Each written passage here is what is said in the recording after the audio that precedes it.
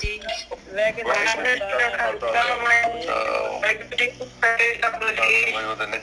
वाहिगुरू जी का खालसा वाहिगुरू जी की फतेह जी। हाँ निजो साहब जी चलो करो आगाज कीजिए।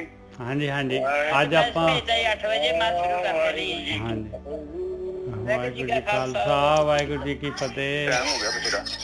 आज आप वाहिगुरू जी की फतेह जी। हाँ वाहिगुरू वाहिगुरू जी का खालसा वाहिगुरू जी की फतेह। नवीं ਜਿਹੜੀ ਹੈਗੀ ਆਸਾ ਦੀ ਵਾਰ ਪੂਰੀ ਹੋ ਗਈ ਜੀ ਤੇ ਅੱਜ ਆਪਾਂ ਨਿਜੋ ਸਾਹਿਬ ਪਹਿਲਾਂ ਇਹਨਾਂ ਦੇ ਸਾਧ ਸੰਗਤ ਜੀ ਮਾਈਕ ਬੰਦ ਕਰ ਲਿਆ ਕਰੋ, ਤੁਸੀਂ ਨਾ ਖੁਦ ਕੰਮ ਘਟਾ ਦਿਆ ਕਰੋ। ਉੱਤੇ ਵੇਖੋ ਜਿਹੜੇ ਤੁਹਾਡੇ ਡਾਟ ਆਉਂਦੇ ਸਮਝ ਲਓ ਤੁਹਾਡੇ ਨਾਂ ਦੇ ਅੱਗੇ ਡਾਟ ਆ ਕੇ ਸਮਝ ਲਓ ਕਿ ਤੁਹਾਡਾ ਮਾਈਕ ਚਾਲੂ ਆ। ਪਹਿਲਾ ਤੁਹਾਡਾ ਮਾਈਕ ਆ, ਖੱਬੇ ਬੰਨੇ ਵੇਖੋਗੇ ਨਾ ਉਹ ਤੁਹਾਡਾ ਮਾਈਕ ਆ। ਜਦੋਂ ਵੀ ਸਮਝ ਲਓ ਕਿ ਉੱਥੇ 3 ਬਿੰਦੀਆਂ ਆ ਗਈਆਂ ਮਤਲਬ ਤੁਹਾਡਾ ਮਾਈਕ ਚਾਲੂ ਹੋ ਗਿਆ, ਉਹਨੂੰ ਬੰਦ ਤੁਸੀਂ ਕਰਨਾ। ਉਂਗਲ ਮਾਰਨੀ ਸਕਰੀਨ ਤੇ, ਉਸੇ ਟਾਈਮ ਤੁਹਾਡਾ ਮਾਈਕ ਸਾਹਮਣੇ ਸ਼ੋ ਹੋ ਜਾਣਾ। ਜਿੱਥੇ ਮਾਈਕ ਥੱਲੇ ਬੰਨੇ ਆ ਕੈਮਰੇ ਦੇ ਨਾਲ ਉੱਥੇ ਉਂਗਲ ਮਾਰ ਬੰਦ ਹੋ ਜਾਣਾ। ਤੇ ਅੱਜ ਆਪਾਂ ਜਿਹੜੇ ਹੈਗੇ ਆ ਸਾਰੰਗ ਦੀ ਵਾਰ ਲੈਣ ਲੱਗੇ ਆ ਜੀ। ਮਹਾਰਾਜ ਮਿਹਰ ਕਰਨ ਚੌਥੀ ਪਾਤਸ਼ਾਹੀ ਦੀ ਵਾਰ ਹੈਗੀ ਆ ਤੇ 1237 ਅੰਗ ਦੇ ਉੱਤੇ ਇਹ ਵਾਰ ਹੈਗੀ ਆ ਸਾਰੰਗ ਦੀ ਵਾਰ। ਇਹ ਜਿਹੜੀ ਹੈਗੀ ਇਹਦੇ ਸਾਰੰਗ ਰਾਗ ਦੇ ਵਿੱਚ ਹੈਗੀ ਆ ਗੁਰੂ ਗ੍ਰੰਥ ਸਾਹਿਬ ਦੇ, ਤਾਂ ਇਹਨੂੰ ਕਹਿੰਦੇ ਆ ਸਾਰੰਗ ਕੀ ਵਾਰ। ਵਾਰ ਇਸ ਕਰਕੇ ਆ ਕਿਉਂਕਿ ਇਹ ਵਾਰਾਂ ਜਿਹੜੀਆਂ ਪਹਿਲਾਂ ਯੋਧਿਆਂ ਦੀਆਂ ਵਾਰਾਂ ਢਾਡੀਆਂ ਦੀਆਂ, ਢਾਡੀ ਗਾਉਂਦੇ ਸੀਗੇ ਵੀਰਾਂ ਦੀਆਂ, ਉਹਨਾਂ ਧੁਨਾਂ ਦੇ ਉੱਤੇ ਹੀ ਮਹਾਰਾਜ ਨੇ ਜਿਹੜਾ ਹੈਗਾ ਇਹ ਵਾਰਾਂ ਜਿਹੜੀਆਂ ਹੈਗੀਆਂ ਇਹਨਾਂ ਨੂੰ ਗਾਉਣ ਦੇ ਵਾਸਤੇ ਇੰਸਟਰਕਸ਼ਨ ਵੀ ਦਿੱਤੀ ਆ ਮਹਾਰਾਜ ਨੇ। ਉਹ ਰਾਗ ਵੀ ਦੱਸਿਆ ਆ ਤੇ ਇਹ ਸਾਰੰਗ ਰਾਗ ਦੇ ਵਿੱਚ ਇਹ ਰਾਏ ਮਹਿਮੇ ਤੇ ਹਸਨੇ ਜਿਹੜੇ ਹੈਗੇ 2 ਯੋਧੇ ਹੋਏ ਆ ਇਹ ਹਿਮਾਚਲ ਦੇ, ਤੇ ਉਹਨਾਂ ਦੇ ਜਿਹੜੇ ਹੈਗੇ ਮਹਿਮਾ ਜਿਹੜਾ ਕਾਂਗੜੇ ਦਾ ਰਹਿਣ ਵਾਲਾ ਸੀਗਾ ਤੇ ਹਸਨਾ ਜਿਹੜਾ ਸੀਗਾ ਇਹ ਧੌਲੇ ਦਾ ਰਹਿਣ ਵਾਲਾ ਸੀਗਾ। ਤੇ ਦੋਨੋਂ ਜਿਹੜੇ ਸੀਗੇ ਹਸਨਾ ਥੋੜਾ ਜਿਹਾ ਜ਼ਿਆਦਾ ਜਿਹੜਾ ਹੈਗਾ ਇਹਦੇ ਕੋਲ ਸ਼ਕਤੀ ਜ਼ਿਆਦਾ ਸੀਗੀ, ਜ਼ਿਆਦਾ ਇਹਦਾ ਜਿਹੜਾ ਹੈਗਾ ਸੀਗੀ ਸੈਨਾ ਜ਼ਿਆਦਾ ਸੀਗੀ। ਇਹਨੇ ਮਹਿਮੇ ਨੂੰ ਜਿਹੜਾ ਹੈਗਾ ਕੈਦ ਕਰ ਲਿਆ ਧੱਕੇ ਦੇ ਨਾਲ ਤੇ ਪਹਿਲਾਂ ਇਹਨੇ ਉਹਨੂੰ ਮਹਿਮੇ ਨੂੰ ਜਿਹੜਾ ਹੈ ਨਾ ਇਹਨੇ ਅਕਬਰ ਨੂੰ ਕਿਹਾ, ਅਕਬਰ ਦੀ ਸਹਾਇਤਾ ਲਈ ਅਕਬਰ ਨੂੰ ਫੁਸਲਾ ਕੇ ਤੇ ਇਹਨੇ ਮਹਿਮੇ ਨੂੰ ਜਿਹੜਾ ਹੈਗਾ ਕੈਦ ਕਰਵਾ ਦਿੱਤਾ ਅਕਬਰ ਦੇ ਉਹਦੇ ਵਿੱਚ। ਤੇ ਉੱਥੇ ਮਹਿਮਾ ਜਿਹੜਾ ਬਹੁਤ ਬਹਾਦਰ ਸੀਗਾ ਤੇ ਇਹਨੇ ਆਪਣੀ ਬਹਾਦਰੀ ਦੇ ਨਾਲ ਜਿਹੜਾ ਹੈਗਾ ਬਹਾਦਰੀ ਦੇ ਜੌਹਰ ਦਿਖਾ ਕੇ ਜਿਹੜਾ ਹੈਗਾ ਇਹਨੇ ਅਕਬਰ ਨੂੰ ਖੁਸ਼ ਕਰ ਲਿਆ। ਤੇ ਫਿਰ ਅਕਬਰ ਤੋਂ ਇਹਨੇ ਅਕਬਰ ਨੇ ਇਹਨੂੰ ਜਿਹੜੀ ਹੈ ਸੈਨਾ ਦੇ ਨਾਲ ਜਿਹੜਾ ਹੈਗਾ ਇਹਨੇ ਇਹਦੇ ਨਾਲ ਜਿਹੜਾ ਹੈਗਾ ਹਸਨੇ ਦੇ ਨਾਲ ਜਿਹੜਾ ਹੈਗਾ ਯੁੱਧ ਕੀਤਾ ਔਰ ਹਸਨੇ ਨੂੰ ਕੈਦ ਕਰ ਲਿਆ ਇਹਨੇ। ਔਰ ਇਸ ਤਰੀਕੇ ਦੇ ਨਾਲ ਇਹਨਾਂ ਦੀ ਜਿਹੜੀ ਲੜਾਈ ਜਿਹੜੀ ਹੈ ਮਹਿਮੇ ਹਸਨੇ ਦੀ ਜਿਹੜੀ ਲੜਾਈ ਆ ਉਹਦੇ ਉੱਤੇ ਜਿਹੜੀ ਹੈਗੀ ਉਸ ਧੁਨ ਦੇ ਉੱਤੇ ਮਹਿਮੇ ਹਸਨੇ ਦੀ ਜਿਹੜੀ ਵਾਰ ਗਾਉਂਦੇ ਸੀਗੇ ਵੀਰਾਂ ਦੀ ਤੇ ਉਹਦੀ ਧੁਨ ਦੇ ਉੱਤੇ ਮਹਾਰਾਜ ਨੇ ਇਸ ਵਾਰ ਨੂੰ ਗਾਉਣ ਦੇ ਵਾਸਤੇ ਆਪਾਂ ਨੂੰ ਇੰਸਟਰਕਸ਼ਨ ਦਿੱਤੀ ਹੈ। सारंग की वार महला चौथा राय महमे हंसने की धुन एक ओंकार सतगुर प्रसाद श्लोक महला दूजा गुर कुंजी दूसरी पातशाही का श्लोक लगाया। ये वार जी है ये जिन्नियां भी पौड़ियां होणगियां ये श्लोकां दे बाहर ये पौड़ी नूं खोलण वास्ते जिहड़ा हैगा पौड़ी दे मतलब भाव दे नाल रलदे मिलदे भाव दे श्लोक लगाए जांदे। आपां ने हुण आसा दी वार कीती आ ਤੇ ਇਸ ਤਰੀਕੇ ਦੇ ਨਾਲ ਇਹ ਸ਼ਲੋਕ ਵੀ ਜਿਹੜਾ ਹੈਗਾ ਉਹ ਪਹਿਲੀ ਪੌੜੀ ਨੂੰ ਨਾਲ ਰਲਦਾ ਉਹਦੇ ਕਿਉਂਕਿ ਪੌੜੀ ਦਾ ਭਾਵ ਜਿਹੜਾ ਹੈਗਾ ਇਹਦੇ ਨਾਲ ਉਜਾਗਰ ਹੋ ਜਾਏਗਾ ਔਰ ਜਿਹੜਾ ਹੈਗਾ ਸੰਗਤ ਜਿਹੜੀ ਹੈ ਇਸ ਬ੍ਰਹਮ ਗਿਆਨ ਨੂੰ ਜਿਹੜਾ ਹੈਗਾ ਸੰਗਤ ਤੱਕ ਪਹੁੰਚ ਜਾਏ। ਇਸ ਕਰਕੇ ਪੰਜਵੀਂ ਪਾਤਸ਼ਾਹੀ ਨੇ ਜਿਹੜੇ ਹੈਗੇ ਇਹ ਸ਼ਲੋਕ ਲਗਾਏ ਆ ਉਹਨਾਂ ਨੇ ਕਿਉਂਕਿ ਗੁਰੂ ਗ੍ਰੰਥ ਸਾਹਿਬ ਦੀ ਜਿਹੜੀ ਹੈਗੀ ਸੰਪਾਦਨਾ ਉਹਨਾਂ ਨੇ ਕੀਤੀ। श्लोक महला दूजा गुर कुंजी पाहू निवल मन कोठा तन छत। ਇਹਦੇ ਵਿੱਚ ਮਹਾਰਾਜ ਕਹਿ ਰਿਹਾ ਕਿ ਇਹ ਸੰਸਾਰ ਦੀ ਜਿਹੜੀ ਮਾਲਕ ਪਰਮਾਤਮਾ ਨੇ ਆਪਾਂ ਨੂੰ ਜਿਹੜੀ ਹੈਗੀ ਸੰਸਾਰ 84 ਲੱਖ ਜੂਨਾਂ ਦੇ ਵਿੱਚ ਔਰ ਇਹਨਾਂ ਤੋਂ ਇਹ ਸਰੀਰ ਜਿਹੜੇ ਹੈਗੇ ਆ, ਆਤਮਾ ਔਰ ਸਰੀਰ ਦਾ ਕੰਬੀਨੇਸ਼ਨ, ਆਤਮਾ ਜਿਹੜੀ ਸਰੀਰ ਦੇ ਵਿੱਚ ਰਹਿੰਦੀ ਹੈ ਔਰ ਆਪਾਂ ਇਸ ਜਿਹੜਾ ਸਾਈਕਲ ਤੋਂ, ਇਸ ਕੈਦ ਤੋਂ ਨਿਕਲ ਨਹੀਂ ਸਕਦੇ। ਇਸ ਨੂੰ ਇਹ ਮਾਇਆ ਦੀ ਜਿਹੜੀ ਹੈਗੀ ਆ, ਮਾਇਆ ਦਾ ਇਹਨੂੰ ਜਿੰਦੜਾ ਮਾਇਆ ਦਾ ਜਿਹੜਾ ਹੈਗਾ ਇਹਨੂੰ ਜਿੰਦੜਾ ਲੱਗਿਆ ਹੋਇਆ ਹੈ। ਮਾਇਆ ਜਿਹੜੀ ਐਸੀ ਮਹਾਰਾਜ ਨੇ ਜੋ ਦਿਸ ਰਿਹਾ ਹੈ, ਜੋ ਆਕਾਰ, ਜੋ ਕੁਛ ਵੀ ਆਪਣਾ ਸਰੀਰ, ਜੋ ਪਦਾਰਥ ਦੁਨੀਆ ਦੇ, ਜੋ ਜਿਹੜੇ ਹੈਗੇ ਜਿੰਨੇ ਰਸਕਸ, ਇਹ ਸਾਰਾ ਦਾ ਸਾਰਾ ਜਿਹੜਾ ਜਿੰਦਰਾ ਹੈ ਪਾਹੂ ਹੈਗਾ। ਪਾਹੂ ਨਿਵਲ, ਪਾਹੂ ਕਹਿੰਦੇ ਆ ਪਾ, ਮਾਇਆ ਦੀ ਪਾ ਚੜੀ ਹੋਈ ਆ, ਔਰ ਨਿਵਲ ਕਹਿੰਦੇ ਆ ਜਿੰਦਰਾ। ਇਹ ਜਿੰਦਰਾ ਲੱਗਿਆ ਹੋਇਆ ਇਹਨੂੰ, ਔਰ ਇਹਦੀ ਚਾਬੀ ਜਿਹੜੀ ਹੈਗੀ ਗੁਰ ਕੁੰਜੀ, ਗੁਰੂ ਦੇ ਕੋਲ, ਜਿਹੜੀ ਬ੍ਰਹਮ ਗਿਆਨੀਆਂ ਦੇ ਕੋਲ, ਜਿਨ੍ਹਾਂ ਨੇ ਯਾਤਰਾ ਕਰ ਲਈ ਹੈ, ਜਿਨ੍ਹਾਂ ਨੇ ਦਸਮ ਦੁਆਰ ਦੀ ਖੇਡ ਕਰ ਲਈ ਆ, ਉਹਨਾਂ ਦੇ ਕੋਲ ਚਾਬੀ ਹੈਗੀ ਆ। ਗੁਰ ਕੁੰਜੀ ਪਾਹੂ ਨਿਵਲ ਮਨ ਕੋਠਾ ਤਨ ਛੱਤ। ਕਹਿੰਦੇ ਤਨ ਦੀ ਛੱਤ ਚਾਹੀਦੀ ਹੈ, ਸਰੀਰ ਚਾਹੀਦਾ ਹੈ ਇਨਸਾਨ ਦਾ ਇਹ ਜਿੰਦਰੇ ਨੂੰ ਖੋਲਣ ਦੇ ਵਾਸਤੇ। ਇਹ ਜਿਹੜਾ ਹੈਗਾ ਪਸ਼ੂ, ਪਰਿੰਦੇ, ਮੱਛੀਆਂ, ਪਾਣੀ ਦੇ ਜੀਵ, ਇਹ ਨਹੀਂ ਖੋਲ ਸਕਦੇ ਇਸ ਜਿੰਦਰੇ ਨੂੰ। ਗੁਰ ਕੁੰਜੀ ਪਾਹੂ ਨਿਵਲ ਮਨ ਕੋਠਾ ਤਨ ਛੱਤ। ਤਨ ਦੀ ਛੱਤ ਚਾਹੀਦੀ ਆ, ਮਨ ਦਾ ਕੋਠਾ ਆ, ਮਨ ਦੇ ਕੋਠੇ ਦੇ ਵਿੱਚ ਬੰਦਿਆ ਏ ਮਨ ਕੋਠਾ ਤਨ ਛੱਤ। ਇੱਥੇ ਮਹਾਰਾਜ ਨੇ ਜਿਹੜਾ ਹੈਗਾ ਇਸ ਤਰੀਕੇ ਦੇ ਨਾਲ ਜਿਹੜਾ ਹੈਗਾ ਇਹਦਾ ਦਸਮ ਦੁਆਰ ਰੱਖਿਆ ਹੋਇਆ ਹੈ। ਮਨ ਦੇ ਅੰਦਰ ਆ ਦਸਮ ਦੁਆਰ, ਫਿਜ਼ੀਕਲੀ ਲੱਭਾਂਗੇ ਤੇ ਕਿੱਥੇ ਲੱਭਿਆ ਜਾਊਗਾ? ਮਨ ਦੇ ਦੁਆਰਾ ਯਾਤਰਾ ਕਰਨੀ ਹੈ। ਗੁਰ ਕੁੰਜੀ ਪਾਹੂ ਨਿਵਲ ਮਨ ਕੋਠਾ ਤਨ ਛੱਤ। ਮਨ ਕੋਠੇ ਦੇ ਵਿੱਚ ਆ, ਤਨ ਦੀ ਛੱਤ ਹੈਗੀ, ਸਰੀਰ ਦੇ ਅੰਦਰ ਹੀ ਮਨ ਹੈਗਾ ਔਰ ਸੁਰਤ ਦੇ ਦੁਆਰਾ ਚੱਲਣਾ ਹੈਗਾ। ਨਾਨਕ ਗੁਰ ਬਿਨ ਮਨ ਕਾ ਤਾਕ ਨਾ ਉਗੜੈ, ਅਵਰ ਨਾ ਕੁੰਜੀ ਹੱਥ। ਮਹਾਰਾਜ ਨੇ ਖੁਲਾਸਾ ਕਰ ਦਿੱਤਾ, ਬ੍ਰਹਮ ਗਿਆਨ ਨੇ ਲਾਈਨ ਖਿੱਚ ਦਿੱਤੀ। ਗੁਰੂ ਤੋਂ ਬਗੈਰ, ਬ੍ਰਹਮ ਗਿਆਨੀਆਂ ਤੋਂ ਬਗੈਰ, ਗੁਰਮੁਖਾਂ ਤੋਂ ਬਗੈਰ ਜਿਹੜੇ ਪਹੁੰਚੇ ਹੋਏ ਆ, ਜਿਨ੍ਹਾਂ ਨੇ ਦਸਮ ਦੁਆਰ ਖੋਲ ਲਿਆ, ਜਿਨ੍ਹਾਂ ਦੇ ਕੋਲ ਚਾਬੀ ਆ ਗਈ ਆ, ਨਾਨਕ ਗੁਰਬਿਨ ਮਨ ਕਾ ਤਾਕ ਨਾ ਉਗੜੈ। ਨਹੀਂ, ਇਹ ਤਖਤਾ ਨਹੀਂ ਖੁੱਲ ਸਕਦਾ, ਇਹ ਜਿੰਦਰਾ ਨਹੀਂ ਖੁੱਲ ਸਕਦਾ। ਅਵਰ ਨਾ ਕੁੰਜੀ ਹੱਥ, ਹੋਰ ਕਿਸੇ ਦੇ ਕੋਲ ਕੁੰਜੀ ਨਹੀਂ ਹੈਗੀ। ਹੋਰ ਜੋ ਕੋਈ ਵੀ ਹੈਗੇ, ਜੋ ਵੀ ਕੁਛ ਕਹਿੰਦੇ ਆ, ਕੋਈ ਕਹਿੰਦੇ ਆ, ਉਹ ਸਾਰਾ ਜਿਹੜਾ ਹੈਗਾ ਝੂਠ ਹੈਗਾ ਭਾਈ। ਬਾਣੀ ਸਰਟੀਫਾਈ ਕਰ ਰਹੀ ਆ, ਉਸ ਮਾਲਕ ਪਰਮਾਤਮਾ ਨੇ ਕੁੰਜੀ ਜਿਹੜੀ ਹੈਗੀ ਸਿਰਫ ਔਰ ਸਿਰਫ ਬ੍ਰਹਮ ਗਿਆਨੀਆਂ ਦੇ ਕੋਲ ਹੀ ਦਿੱਤੀ ਆ। ਜਿਨ੍ਹਾਂ ਨੇ ਯਾਤਰਾ ਕਰ ਲਈ ਕੁੰਜੀ, ਉਹਨਾਂ ਨੇ ਚੱਕ ਲਈ, ਲੈ ਲਈ ਕੁੰਜੀ। ਕੁੰਜੀ ਮਿਲਦੀ ਹੈ ਯਾਤਰਾ ਕਰਨ ਦੇ ਨਾਲ, ਕੁੰਜੀ ਮਿਲਦੀ ਹੈ ਦਸਮ ਦੁਆਰ ਖੋਲਣ ਦੇ ਨਾਲ। ਜਿਨ੍ਹਾਂ ਨੇ ਖੋਲ ਲਿਆ ਉਹਨਾਂ ਦੇ ਕੋਲ ਕੁੰਜੀ ਆ, ਹੋਰ ਕਿਸੇ ਦੇ ਕੋਲ ਕੁੰਜੀ ਨਹੀਂ ਹੈਗੀ। ਹਾਂਜੀ ਵੀਰ ਜੀ।